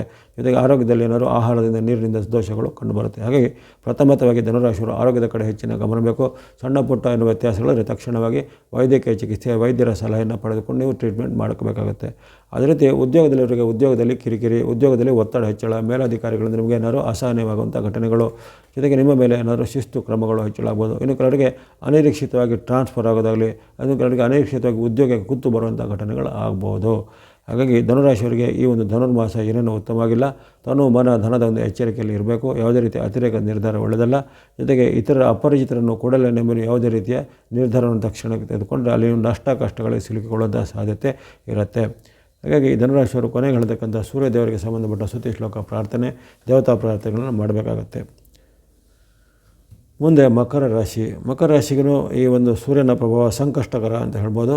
ಇತರ ಗ್ರಹಗಳಿಂದ ಉತ್ತಮ ಸಿಗುವ ಫಲ ನಿಮಗೆ ಸಿಗುತ್ತೆ. ಉದಾಹರಣೆಗೆ ಶನಿ ಮಹಾರಾಜರು ಪೂರಕವಾಗಿರ್ತಾರೆ, ಒಂದು ಹಂತದಲ್ಲಿ ಶುಕ್ರ ಬುಧರು ಪೂರಕವಾಗಿರ್ತಾರೆ. ಹಾಗಾಗಿ ಚಂದ್ರನ ಒಂದು ವಿಶೇಷವಾದ ಬೆಂಬಲ ಇರುತ್ತೆ, ಇವೆಲ್ಲ ಇರುತ್ತೆ. ಆದರೆ ಇಲ್ಲಿ ನಿಮಗೆ ಈ ರವಿಯ ಧನುರ್ಮಾಸದಲ್ಲಿ ಸೂರ್ಯನ ಪ್ರಭಾವ ಮಾತ್ರ ಧನುರ್ಮಾಸದಲ್ಲಿ ಅಷ್ಟು ಉತ್ತಮವಾಗಿಲ್ಲ. ಹಾಗಾಗಿ ಅನೇಕ ರೀತಿಯ ಅಡೆತಡೆಗಳು ನಿಮಗೆ ಕಾಲ ಬರುವಂಥದ್ದು, ಕಷ್ಟ ನಷ್ಟಗಳು ಬರುವಂಥದ್ದು, ಕಲಹ ವಾಗ್ವಾದಗಳು ಬರುವಂಥದ್ದು, ಹಿತಶತ್ರುಗಳ ಕಾಟಗಳು ಬರುವಂಥದ್ದು, ದುಃಖದ ಒಂದು ವಾರ್ತೆಗಳನ್ನು ಕೇಳುವಂಥ ಒಂದು ಅವಕಾಶ ಎಲ್ಲ ಬರ್ಬೋದಾಗಿದೆ. ಹಾಗಾಗಿ ಮಕರ ರಾಶಿಯವರಿಗೆ ದೇವಸ್ಥಾನದಲ್ಲಿರುವಂಥ ರವಿಯಿಂದಾಗಿ ಆರ್ಥಿಕವಾದ ಸ್ವಲ್ಪ ಮುನ್ನೆಚ್ಚರಿಕೆ ಬೇಕು. ಅಪರಿಚಿತರಲ್ಲಿ ಹೂಡಿಕೆ ಮಾಡೋದಾಗಲಿ, ಒಂದು ದೊಡ್ಡ ಮೊತ್ತದ ಟ್ರಾನ್ಸಾಕ್ಷನ್ಗಳನ್ನು ಮಾಡಲಿಕ್ಕೆ ಹೋಗುವಂಥದ್ದಾಗಲಿ, ಅಥವಾ ಯಾವುದೇ ಒಂದು ಮಾತು ನಂಬಿ ನೀವು ಹಣಕಾಸಿನ ಹೂಡಿಕೆ ಮಾಡೋದಾಗಲಿ ಇವೆಲ್ಲ ಮಾಡೋಂಥದ್ದು ಅಷ್ಟು ಒಳ್ಳೆಯದಲ್ಲ. ಅದೇ ರೀತಿ ಈ ಕಿರಿಯರ ಜೊತೆಗೂ ಹಿರಿಯರ ಜೊತೆಗೂ ಕಲಹವಾಗ್ಬೋದಾಗ್ಬೋದು, ಮನೆಯ ಸದಸ್ಯರಲ್ಲೂ ವಾಗ್ಬೋದಾಗುತ್ತೆ, ಅಪರಿಚಿತರ ಜೊತೆಗೆ ಆಗ್ತದೆ, ಬಂಧುಗಳ ಜೊತೆಗೂ ವಾಗ್ವಾದ ಆಗ್ಬೋದಾಗಿದೆ. ಇನ್ನು ಉದ್ಯೋಗ ಸ್ಥಳದಲ್ಲಿ ನಿಮ್ಮ ಮೇಲೆ ಏನಾದರೂ ಸಂಚು, ಕಾನೂನು ಕ್ರಮ ಬರ್ಬೋದು. ಇತರರು ನಿಮ್ಮ ವಿರುದ್ಧ ದೂರನ್ನು ಕೊಟ್ಟು ಅದರಿಂದ ನಿಮ್ಮ ಮೇಲೆ ಏನಾದರೂ ಕಾನೂನು ಕ್ರಮಗಳೆಲ್ಲ ಬರುವಂಥದ್ದೆಲ್ಲ ಇರುತ್ತೆ. ಹಾಗಾಗಿ ನೀವು ಎಲ್ಲ ವಿಚಾರವಾಗಿಯೂ ತನು ಮನ ಧನದ ವಿಚಾರವಾಗಿಯೂ ನಿಮ್ಮ ಒಂದು ವ್ಯಾಪಾರ ಉದ್ಯಮದ ವಿಚಾರವಾಗಿ ಖಂಡಿತ ಗಮನ ಹರಿಸಬೇಕು. ಜೊತೆಗೆ ಯಾವುದೇ ರೀತಿಯ ಒಂದು ಹಿರಿಯ ವ್ಯಕ್ತಿಗಳಲ್ಲಿ ಭಿನ್ನಾಭಿಪ್ರಾಯ ಮಾಡೋದಾಗಲಿ, ಅಥವಾ ಹಿರಿಯ ವ್ಯಕ್ತಿಗಳನ್ನು ನಿಂದಿಸುವಂಥದ್ದಾಗಲಿ, ಅಥವಾ ಹಿರಿಯ ವ್ಯಕ್ತಿಗಳ ಒಂದು ಯಾವುದೇ ರೀತಿಯ ಕಾನೂನಿನ ನಾವು ತೊಡಕಿನಲ್ಲಿ ಸಿಲುಕೊಳ್ಳೋದು ಸ್ವಲ್ಪ ಮುನ್ನೆಚ್ಚರಿಕೆ ಬೇಕಾಗುತ್ತೆ. ಇನ್ನು ವಿದ್ಯಾರ್ಥಿಗಳು, ಯುವಕರು, ಸಾಧಕರು ಹಾಗೆ ಸ್ವಲ್ಪ ಅಭ್ಯಾಸದಲ್ಲಿ ಹೆಚ್ಚಿನ ಕಠಿಣ ಪರಿಶ್ರಮ ಬೇಕಾಗುತ್ತೆ. ನಿಮ್ಮ ಅಭ್ಯಾಸ ಮತ್ತು ಅಭ್ಯಾಸದಲ್ಲಿ ಬರುವಂಥ ಫಲಿತಾಂಶದ ಮೇಲೂ ಈ ಒಂದು ಧನುರ್ಮಾಸ ಅಡ್ಡ ಪರಿಣಾಮ ಬೀರ್ಬೋದಾಗಿದೆ. ಕೊನೆಗೆ ಹೇಳ್ತಕ್ಕಂಥ ಸೂರ್ಯ ಭಗವಂತರಿಗೆ ಸಂಬಂಧವಂತಹ ಯಾವುದೇ ರೀತಿಯ ಶ್ಲೋಕ ಪ್ರಾರ್ಥನೆ, ದೇವತಾ ಪ್ರಾರ್ಥನೆಗಳನ್ನು ಹೇಳಬೇಕಾಗತ್ತೆ ಈ ಮಕರದವರು. ಇನ್ನು ಕುಂಭರಾಶಿಗೆ ಈ ಒಂದು ರವಿಯ ಚಲನೆ ಲಾಭದಲ್ಲಿ ಕೊಡುವಂಥ ಏಕೈಕ ರಾಶಿ ಕುಂಭರಾಶಿ ಆಗಿರುತ್ತೆ. ಲಾಭಸ್ಥಾನದ ಲಾಭ ಯಾವಾಗಲೂ ಯಾವುದೇ ಗೋಚಾರದಲ್ಲಿ ಒಂದು ರಾಶಿಗೆ ಮಾತ್ರ ಸೀಮಿತವಾಗಿರುತ್ತೆ. ಅಂತಹ ಒಂದು ಲಾಭಸ್ಥಾನದ ಲಾಭ ಪಡೆಯುವಂಥ ರಾಶಿ ಕುಂಭರಾಶಿ ಆಗಿರುತ್ತೆ. ಯಶಸ್ಸು, ಕೀರ್ತಿ, ಜಯ, ಲಾಭದೆ ಧನುರ್ಮಾಸದಲ್ಲಿ ಅಂದುಕೊಂಡಂಥ ಕೆಲಸ ಕಾರ್ಯಗಳಾಗುತ್ತವೆ. ಜೊತೆಗೆ ಇತರರಿಗೆ ನಿಷೇಧ ಎಂದು ಅವರು ಪರಿಗಣಿಸಿದರೂ ನಿಮಗೆ ಈ ಮಾಸ ನಿಷೇಧ ಏನಿರೋದಿಲ್ಲ. ನಿಮಗೆ ಇದು ಉತ್ತಮ ಫಲಿತಾಂಶವನ್ನು, ಜಯವನ್ನು, ಲಾಭವನ್ನು, ಸುಖವನ್ನು ಕೊಡ್ತಾ ಇರುತ್ತೆ. ಯಾವುದೇ ಪ್ರಯತ್ನದಲ್ಲಿ ಸಫಲತೆ ಇದೆ, ಆರೋಗ್ಯ ಸುಧಾರಣೆ ಇದೆ, ಶುಭ ಕಾರ್ಯಗಳ ಪ್ರಯತ್ನದಲ್ಲಿ ಯಶಸ್ಸಿದೆ, ಬಂಧು ಬಾಂಧವರೊತ್ತಿಗೆ ಬಾಂಧವ ವೃದ್ಧಿ ಆಗುತ್ತೆ. ಹಣಕಾಸಿನ ದೀರ್ಘಕಾಲದ ನಿಮ್ಮ ಹುಡುಕಾಟಕ್ಕೆ ಈಗ ಉತ್ತಮವಾದ ಸ್ಪಂದನೆಗಳು ಸಿಕ್ಕಿ ಹಣಕಾಸು ಕೈಗೆ ಬರಲಿದೆ. ದೂರ ಪ್ರಯಾಣ ಮಾಡುವಂಥ ಅವಕಾಶ, ವ್ಯಾಪಾರ ಉದ್ಯಮವನ್ನು ಹೆಚ್ಚು ಉತ್ತಮಗೊಳಿಸುವಂಥ ಅವಕಾಶ, ಮಿತ್ರರ ಜೊತೆಗೆ ಬಂಧುಗಳಿಗೆ ಉತ್ತಮವಾದ ಬಾಂಧವ್ಯ ಇರುವಂಥದ್ದು. ಹಾಗಾಗಿ ಇವೆಲ್ಲವನ್ನು ಕುಂಭರಾಶಿಯವರು ಅಪರೂಪಕ್ಕೆ ಸಿಕ್ಕಿದೆ. ನಿಮಗೆ ಯೋಗ ಸಾಡೆ ಸಾತಿಯ ಮಧ್ಯದಲ್ಲೂ ಸಹ ಅಲ್ಲಿ ಸೂರ್ಯ ಭಗವಂತರ ಆಶೀರ್ವಾದ ನಿಮ್ಮನ್ನು ಕಾಪಾಡುತ್ತೆ. ರಾಜಕೀಯ ಮೂಲ, ಸರ್ಕಾರಿ ಮೂಲ, ಕೋರ್ಟ್ ಕಚೇರಿ ಮೂಲದ ಕೆಲಸ ಕಾರ್ಯಗಳು ಕ್ಷಿಪ್ರವಾಗಿ ಆಗುವಂಥದ್ದು. ಜೊತೆಗೆ ಹಿಂದೆ ಮಾಡಿದ ಹಲವಾರು ಪ್ರಯತ್ನಗಳ ಫಲವು ನಿಮಗೆ ಈ ಒಂದು ಧನುರ್ಮಾಸದಲ್ಲಿ ವ್ಯಕ್ತ ಆಗುವಂಥದ್ದು. ಅವೆಲ್ಲ ಚೆನ್ನಾಗಿ ಸದುಪಯೋಗ ಪಡಿಸಿಕೊಳ್ಳುವಂಥದ್ದು. ಆಸಕ್ತಿ ಇದ್ದರೆ ಕೊನೆಗಳಿರ್ತಕ್ಕಂಥ ಸೂರ್ಯ ಭಗವಂತರ ಸ್ತುತಿ ಶ್ಲೋಕ ಪ್ರಾರ್ಥನೆಗಳನ್ನು ಹೇಳ್ಬೋದು. ಕೊನೆಯದಾಗಿ ಮೀನರಾಶಿಗೆ ನಿಮ್ಮ ರಾಶಿಯಿಂದ ಕರ್ಮಸ್ಥಾನ ಅಥವಾ 10ರ ಮನೆ. ಸೂರ್ಯ ಭಗವಂತರು ಉತ್ತಮ ಫಲ ಕೊಡುವಂಥ ಕೊನೆಯ ರಾಶಿ ಆಗಿರುತ್ತೆ ಈ ಮೀನರಾಶಿ. ನಿಮಗೆ ರಾಜಕೀಯ ಮೂಲ, ಸರ್ಕಾರಿ ಮೂಲ, ಕೋರ್ಟ್ ಕಚೇರಿ ಮೂಲ ಕೆಲಸ ಕಾರ್ಯಗಳು ಕ್ಷಿಪ್ರವಾಗಲಿವೆ. ಬಂಧು ಬಾಂಧವರೊತ್ತಿಗೆ ಬಾಂಧವ ವೃದ್ಧಿ ಆಗುತ್ತೆ. ದೂರ ಪ್ರಯಾಣ ಮಾಡುವಂಥ ಅವಕಾಶ, ಉದ್ಯೋಗದಲ್ಲಿ ಬಡ್ತಿ ಸಿಗುವಂಥ ಅವಕಾಶ, ಅಥವಾ ಹಿಂದೆ ನೀವು ಮಾಡಿದಂಥ ಪ್ರಯತ್ನಗಳೊಂದು ಸಫಲತೆಗೆ ನಿಮಗೆ ಈಗ ಹೆಚ್ಚಿನ ದೊಡ್ಡ ಮೊತ್ತದ ಉದ್ಯೋಗಗಳು ಸಿಗುವಂಥದ್ದು. ಜೊತೆಗೆ ಬಂಧು ಬಾಂಧವರಿಗೆ ಬಾಂಧವ ವೃದ್ಧಿ ಆಗುತ್ತೆ. ವಿದ್ಯಾರ್ಥಿ ಯುವಕರು ಸಾಧಕರಿಗೆ ಉತ್ತಮ ಫಲ ಇದೆ. ಇನ್ನು ಈಗ ಇದೇ ಕಾಲದಲ್ಲಿ ನಿಮ್ಮ ವೃತ್ತಿ ಅಥವಾ ಉದ್ಯೋಗ ವ್ಯಾಪಾರ ಇದರಲ್ಲಿ ಏನಾದರೂ ಮಹತ್ತರವಾದ ಬದಲಾವಣೆ ತರಲಿಕ್ಕೆ ಅವಕಾಶ, ಅದು ನಿಮ್ಮ ವೃತ್ತಿಯಲ್ಲಿ ಏನಾದರೂ ಪ್ರಗತಿಯನ್ನು ತರುವಂಥ ಅವಕಾಶಗಳು ಸಿಗುತ್ತವೆ. ನಿಮ್ಮ ಒಂದು ಸಾಧನೆಗೆ ಪ್ರತಿಭೆಗೆ ಪುರಸ್ಕಾರ, ಯುವಕರಿಗೆ ಸಾಧಕರಿಗೆ ವಿದ್ಯಾರ್ಥಿಗಳಿಗೆ ಪ್ರತಿಭಾ ಪುರಸ್ಕಾರ, ಪ್ರೈಸು, ಬಹುಮಾನ ಮುಂತಾದೆಲ್ಲ ಸಿಗ್ಬೋದಾಗಿದೆ. ಹಾಗಾಗಿ ಈ ಒಂದು ಧನುರ್ಮಾಸದ ಪ್ರಭಾವ ಮೀನರಾಶಿಗೆ ಒಂದು ಲಾಭದಾಯಕ, ಸುಖದಾಯಕ, ಜಯದಾಯಕವಾಗಿದೆ. ಯಾವುದೇ ಶುಭ ಕಾರ್ಯಗಳ ಪ್ರಯತ್ನವನ್ನು ಮಾಡುವುದು, ಅದು ಗಂಡು ಹೆಣ್ಣಿನ ಮಧ್ಯೆ ಪ್ರೀತಿಯ ಸಂಬಂಧಕ್ಕಾಗಲಿ ಅಥವಾ ವೈವಾಹಿಕ ಸಂಬಂಧಕ್ಕಾಗಲಿ ಅಲ್ಲಿ ರವಿಯ ಅನುಗ್ರಹ ಉತ್ತಮ ಆಗಿರೋದು. ಮದುವೆ ಅಥವಾ ಇನ್ನಿತರವಾದ ಶುಭ ಕಾರ್ಯಗಳಿಗೂ ಈ ಧನುರ್ಮಾಸವನ್ನು ಮೀನರಾಶಿಯವರು ಬಳಸ್ಕೋಬೋದು. ಹಣಕಾಸು, ಆರೋಗ್ಯ ಎಲ್ಲ ಉತ್ತಮ ಇರುತ್ತೆ. ಆಕಸ್ಮಿಕ ಧನಲಾಭ ಸಹ ಯೋಗ ಇರುತ್ತೆ. ಕೊನೆಗೆ ಈಗ ಹೇಳತಕ್ಕಂಥ ದೇವತಾ ಶ್ಲೋಕ ಪ್ರಾರ್ಥನೆ ನೀವು ಸಹ ಹೇಳ್ಬೋದು ಈ ಮೀನರಾಶಿಯವರು. ಇಲ್ಲಿವರೆಗೆ ಅಲ್ಲಿ ಸೂರ್ಯ ಭಗವಂತರ ಧನುರ್ಮಾಸದ ವಿಶ್ಲೇಷಣೆಯನ್ನು ಮಾಡಿದ್ದೇನೆ. ಇದೇ ಡಿಸೆಂಬರ್ 16ರಿಂದ ಜನವರಿ 14ರವರೆಗೆ ಬರುವಂಥ ಧನುರ್ಮಾಸದಲ್ಲಿ ಒಂದು 4 ರಾಶಿಗಳಿಗೆ ಉತ್ತಮ ಫಲ ವ್ಯಕ್ತವಾಗಿದೆ. 4 ರಾಶಿಗಳಿಗೆ ಮಧ್ಯಮ ಅಥವಾ ಸಮ್ಮಿಶ್ರ ಫಲ, ಇನ್ನುಳಿದ 4 ರಾಶಿಗಳಿಗೆ ಸ್ವಲ್ಪ ಸಂಕಷ್ಟ ಫಲ ಎಂದು ವ್ಯಕ್ತವಾಗಿದೆ. ಈ ಸಮ್ಮಿಶ್ರ ಸಂಕಷ್ಟ ಫಲ ಬಂದಂಥವ್ರು ಯಾರು ಆತಂಕ ಭಯ ಪಡಬೇಕಾಗಿಲ್ಲ. ಇದಕ್ಕೆ ನಿವೃತ್ತಿ ಮಾರ್ಗ ಅಥವಾ ಪರಿಹಾರ ಮಾರ್ಗ ಅನ್ನೋದು ಇದಿರುತ್ತೆ. ಸೂರ್ಯ ಭಗವಂತರ ತರಂಗದೈದಿಗಳ ದೋಷಗಳು ನಿಮಗೆ ಬರದೇ ಇರಲಿ ಅಂತ ನೀವು ವಿಶೇಷವಾಗಿ ಆ ನವಗ್ರಹಗಳ ಸ್ತೋತ್ರದಲ್ಲಿ ಬರುವಂಥ ಮೊದಲನೇ ಶ್ಲೋಕ ಪಠನೆ ಮಾಡ್ಬೋದು. ಇದು ಸಾರ್ವಜನಿಕ ಎಲ್ಲರಿಗೂ ಗೊತ್ತಿರುತ್ತೆ. ಜಪಾ ಕುಸುಮ ಸಂಕಾಶಂ ಕಾಶಪೇಯಂ ಮಹಾದಿತ್ಯಂ ತಮೋರಿಂ ಸರ್ವ ಪಾಪಗ್ನಂ ಪ್ರಣತೋಸ್ಮಿ ದಿವಾಕರಂ. ಜಪಾ ಕುಸುಮ ಸಂಕಾಶಂ ಕಾಶಪೇಯಂ ಮಹಾದಿತ್ಯಂ ತಮೋರಿಂ ಸರ್ವ ಪಾಪಗ್ನಂ ಪ್ರಣತೋಸ್ಮಿ ದಿವಾಕರಂ. ಇದು ಸೂರ್ಯ ಭಗವಂತರ ಒಂದು ವೇದವ್ಯಾಸ ರಹಿತವಾದ ನವಗ್ರಹಗಳ ಸ್ತೋತ್ರದ ಮೊದಲನೇ ಶ್ಲೋಕ ಆಗಿರುತ್ತೆ. ಇದನ್ನು ಭಕ್ತಿಯಿಂದ ನೀವು 6 ಬಾರಿನೋ 12 ಬಾರಿನೋ ರಿಪೀಟ್ ಮಾಡಿ ಪ್ರಾರ್ಥನೆ ಮಾಡೋದು, ಅಥವಾ 108 ಬಾರಿನೋ ಇದನ್ನು ಪ್ರಾರ್ಥನೆ ಮಾಡುವಂಥದ್ದು. ಹಾಗಾಗಿ ಪೂರ್ವಾಭಿಮುಖವಾಗಿಯೋ ಪ್ರಾತಃ ಕಾಲದಲ್ಲಿಯೋ ಅಥವಾ ಮಧ್ಯಾಹ್ನ ಕಾಲದಲ್ಲೋ ಅಥವಾ ಸಂಧ್ಯಾ ಕಾಲದಲ್ಲೋ ಈ ಒಂದು ಶ್ಲೋಕವನ್ನು ಹೇಳ್ಕೊಬೋದು. ಅದೇ ರೀತಿ ಸೂರ್ಯ ಭಗವಂತರ ಪೀಡಾ ಪರಿಹಾರ ಶ್ಲೋಕ ಅನ್ನೋದು ಜನಪ್ರಿಯವಾಗಿರುತ್ತೆ. ಗ್ರಹಣ ಮಾದಿರಾದಿತ್ಯೋ ಲೋಕರಕ್ಷಣಕಾರಕ ವಿಷಮಸ್ಥಾನ ಸಂಭೂತ ಪೀಡಾಹರತು ಮೇರವಿಹಿ ಅನ್ನೋದು ಸರಳವಾದ ಪೀಡಾ ಪರಿಹಾರ ಶ್ಲೋಕ. ಗ್ರಹಣ ಮಾದಿರಾದಿತ್ಯೋ ಲೋಕರಕ್ಷಣಕಾರಕ ವಿಷಮಸ್ಥಾನ ಸಂಭೂತ ಪೀಡಾಹರತು ಮೇರವಿಹಿ. ಸರಳವಾದ ಈ ಪೀಡಾ ಪರಿಹಾರ ಶ್ಲೋಕವನ್ನು ಸಹ ನೀವು 6 ಬಾರಿನೋ 12 ಬಾರಿನೋ ರಿಪೀಟ್ ಮಾಡ್ಕೊಂಡು ಹೇಳುವಂಥದ್ದು. ಇದರಿಂದ ಆ ಸೂರ್ಯ ಭಗವಂತರ ವಿಶೇಷವಾದ ತರಂಗಗಳು ನಿಮಗೆ ಸಹಾಯಕ್ಕೆ ಬರ್ತವೆ. ಇನ್ನು ಇದೇ ರೀತಿ ಸೂರ್ಯ ಭಗವಂತರ ಒಂದು ಸ್ವರೂಪ ಶಕ್ತಿ ಎಂದು ಮಹೇಶ್ವರ ಅಥವಾ ಶಿವನನ್ನು, ಜೊತೆಗೆ ನಾರಾಯಣ ಅಥವಾ ಶಂಕರ ವಿಷ್ಣುವನ್ನು, ಹಾಗಾಗಿ ಈ ಶಿವ ಅಥವಾ ವಿಷ್ಣುವಿಗೆ ಸಂಬಂಧಪಟ್ಟ ಯಾವುದೇ ಭಕ್ತಿ ಸ್ತುತಿ ಶ್ಲೋಕ ಹೇಳ್ಬೋದು. ಶಿವನ ಲಿಂಗಾಷ್ಟಕ, ಬಿಲ್ವಾಷ್ಟಕ, ರುದ್ರಾಷ್ಟಕ ಹೇಳ್ಬೋದು. ವಿಷ್ಣು ಸಹಸ್ರನಾಮ, ವಿಷ್ಣುವಿನ ಶತನಾಮ, ಅಷ್ಟೋತ್ತರ ಶತನಾಮ ಮುಂತಾದ ಹೇಳ್ಬೋದು. ಅಥವಾ ವಿಷ್ಣು, ರಂಗನಾಥ, ವೆಂಕಟೇಶ್ವರ, ಶ್ರೀಕೃಷ್ಣ, ರಾಮ ಮುಂತಾದಿ ವಿಷ್ಣುವಿನ ಯಾವುದೇ ಸ್ವರೂಪವನ್ನು ಭಕ್ತಿ ಮಾಡೋದ್ರಿಂದ ಈ ರವಿಗೆ ಸಂಬಂಧಪಟ್ಟಂಥ ದೋಷಗಳು ನಿವಾರಣೆ ಆಗುತ್ತೆ. ಸೂರ್ಯ ಭಗವಂತರ ಸ್ತೋತ್ರ, ಸೂರ್ಯನ ಅರ್ಘ್ಯ ಪ್ರದಾನ, ಸೂರ್ಯನ ಮೂಲ ಮಂತ್ರ ಮುಂತಾದವುಗಳನ್ನು ಪಠನೆ ಮಾಡಬಹುದಾಗಿದೆ. ಇನ್ನು ಇದಲ್ಲದೆ ಈ ವಿಷ್ಣು ಮತ್ತು ಶಿವನ ಆಲಯದಲ್ಲಿ ಅಭಿಷೇಕಗಳನ್ನು ಸಲ್ಲಿಸುವಂಥದ್ದು, ಶಿವನಿಗೆ ರುದ್ರಾಭಿಷೇಕ, ವಿಷ್ಣುವಿಗೆ ಪಂಚಾಮೃತ ಅಭಿಷೇಕ ಮುಂತಾದವುಗಳನ್ನು ಸಲ್ಲಿಸುವುದರಿಂದಲೂ ನಿಮಗೆ ಇರ್ತಕ್ಕಂತಹ ಈ ರವಿಯ ದೋಷಾದಿಗಳು ನಿವಾರಣೆ ಆಗುತ್ತೆ. ಅಥವಾ ಭಕ್ತಿಯಿಂದ ನೀವು ಹೇಳುವಂಥ ಯಾವುದೇ ಶ್ರುತಿ ಶ್ಲೋಕ ಪ್ರಾರ್ಥನೆಗಳು ಸಹ ನಿಮಗಿರತಕ್ಕಂತಹ ಈ ಸೂರ್ಯನಿಗೆ ಸಂಬಂಧಿತ ದೋಷಗಳು ನಿವಾರಣೆ ಆಗುತ್ತೆ. ಇನ್ನು ದಾನ ಧರ್ಮದ ವಿಚಾರಗಳಿಗೆ ಬಂದಾಗ ಅಲ್ಲಿ ವಿಶೇಷವಾಗಿ ಗೋಧಿಯ ಧಾನ್ಯ ಅನ್ನು ಸೂರ್ಯ ಭಗವಂತರಿಗೆ ಹೇಳಲ್ಪಟ್ಟಿದೆ. ಹಾಗಾಗಿ ಗೋಧಿಯ ಕಾಳಾಗಲಿ ಅಥವಾ ಗೋಧಿಯ ಸಂಬಂಧದ ಉತ್ಪನ್ನಗಳಾಗಲಿ ಅಥವಾ ಗೋಧಿ ಹಿಟ್ಟು ಅಥವಾ ಗೋಧಿನ ಹಿಟ್ಟಿನಿಂದ ಮಾಡಿದಂಥ ಉತ್ಪನ್ನ, ತಿಂಡಿ ತಿನಿಸುಗಳನ್ನು ನೀವು ದಾನವಾಗಿ ಕೊಡುವಂಥದ್ದು. ಅಲ್ಲದೆ ಈ ಗೋಧಿಯ ಜೊತೆಗೆ ವಸ್ತ್ರ, ಆಭರಣ ಮುಂತಾದವುಗಳನ್ನು ದಾನ ಕೊಡ್ಬೋದು. ಶುಭ ಕಾರ್ಯಗಳಿಗೆ ಸಹಾಯ ಮಾಡೋದು. ಉದಾಹರಣೆಗೆ ಈಗ ಯಾವುದೇ ರೀತಿಯ ಸ್ವಲ್ಪ ಆರ್ಥಿಕವಾಗಿ ದುರ್ಬಲ ಇರುವಂಥ ವರ್ಗದ ಒಂದು ಹೆಣ್ಣು ಮಗಳಿರ್ತಾರೆ, ಅಂಥವರ ವಿವಾಹಕ್ಕೆ ನಿಮ್ಮಿಂದ ಒಂದು ಸಹಾಯ ಮಾಡೋದಾಗಲಿ. ಜೊತೆಗೆ ಹಿರಿಯರು ಮತ್ತು ತಂದೆ ತಾಯಿ, ಹಾಗಾಗಿ ಯಾಕಂದರೆ ಲೋಕ ಪಿತೃಸ್ವರೂಪನಾದ ಸೂರ್ಯನು ಅಲ್ಲಿ ಗುರುಗಳನ್ನು, ಹಿರಿಯರನ್ನು ಸೂಚನೆ ಮಾಡ್ತಾನೆ. ಹಾಗೆ ಗುರು ಹಿರಿಯರಲ್ಲಿ ಬಾಂಧವ್ಯ ಚೆನ್ನಾಗಿ ಇಟ್ಕೊಳ್ಳುವಂಥದ್ದು, ಅವರಿಗೆ ಯಾವುದೇ ರೀತಿಯ ಕಷ್ಟ ಕಾಲದಲ್ಲಿ ಅವರಿಗೆ ನಿಮ್ಮಿಂದ ಒಂದು ಸಹಾಯವನ್ನು ಮಾಡುವಂಥದ್ದು ಇತ್ಯಾದಿಗಳು ಆ ಸೂರ್ಯ ಭಗವಂತನ ಒಂದು ಪ್ರೇರೇಪಣೆಗೆ ಸಹಾಯ ಆಗುತ್ತೆ. ನಿಮ್ಮ ಗುರು ಹಿರಿಯರು ಮತ್ತು ತಂದೆ ತಾಯಿಯನ್ನು ಗೌರವಿಸಿಕೊಳ್ಳಿ. ಪ್ರತಿನಿತ್ಯ ಪ್ರಾತಃ ಕಾಲದಲ್ಲಿ ಸೂರ್ಯ ಉದಯಕ್ಕೆ ಮುನ್ನ ಎದ್ದು ಈ ಸೂರ್ಯ ನಮಸ್ಕಾರ ಹಾಕು ಸಹ ಭಾಳ ಒಳ್ಳೆಯದು. ಅಂದರೆ ನೀವು ಯೋಗ್ಯವಾದ ಶಿಕ್ಷಕರ ಮೂಲಕ ಕಲಿತು ಅಂತಹ ಒಂದು ಯೋಗಾಭ್ಯಾಸದ ಪ್ರತೀಕವಾದಂಥ ಸೂರ್ಯ ನಮಸ್ಕಾರಗಳನ್ನು 12 ಮಂತ್ರ ಅಂದರೆ 12 ಮಂತ್ರಗಳು ಬರ್ತವೆ. ಮಿತ್ರ ಅನ್ವ, ರವ ಇರುವ, ಸೂರ್ಯನ ಭಾನುವ, ಖಗಾನ್ಮ ಅಂತ ಬರುತ್ತೆ. ಅಂಥ ಒಂದು 12 ಆದಿತ್ಯ ಮಂತ್ರಪೂರ್ವಕವಾಗಿ ಸೂರ್ಯ ನಮಸ್ಕಾರವನ್ನು ಮಾಡೋ ಸಹ ಈ ಸೂರ್ಯ ದೋಷ ನಿವಾರಣೆಗೆ ಸಹಾಯಕ ಆಗುತ್ತೆ. ಹಾಗಾಗಿ ಈ ಒಂದು ಧನುರಾಶಿಯ ಗೋಚಾರದ ವಿಶ್ಲೇಷಣೆಯಲ್ಲಿ ನಿಮ್ಮಿಂದ ಆಗುವಂಥ ರಾಶಿಗಳ ಮೇಲೆ ಆಗುವಂಥ ಪ್ರಭಾವ, ಸಾರ್ವತ್ರಿಕ ಪ್ರಭಾವ, ಜೊತೆಗೆ ಸರಳ ವಿಧಾನವಾದ ಪರಿಹಾರ ಮಾರ್ಗ ಇತ್ಯಾದಿಗಳನ್ನು ವಿಶ್ಲೇಷಣೆ ಮಾಡಿದ್ದೇನೆ. ತಮಗೆಲ್ಲರಿಗೂ ಸೂರ್ಯ ಭಗವಂತರ ಧನುರ್ಮಾಸದಲ್ಲಿ ಆಯುರಾರೋಗ್ಯ ಶಕ್ತಿ ಜಯಲಾಭಗಳು ಸಿದ್ಧಿಯಾಗಲಿ. ವಾಹಿನಿಯ ನಿರಂತರ ಪ್ರೋತ್ಸಾಹಿಸಿ ಧನ್ಯವಾದಗಳು. ಸಬ್ಸ್ಕ್ರೈಬ್ ಮಾಡಿದ್ರು ಸಬ್ಸ್ಕ್ರೈಬ್ ಪ್ರೋತ್ಸಾಹಿಸಿ.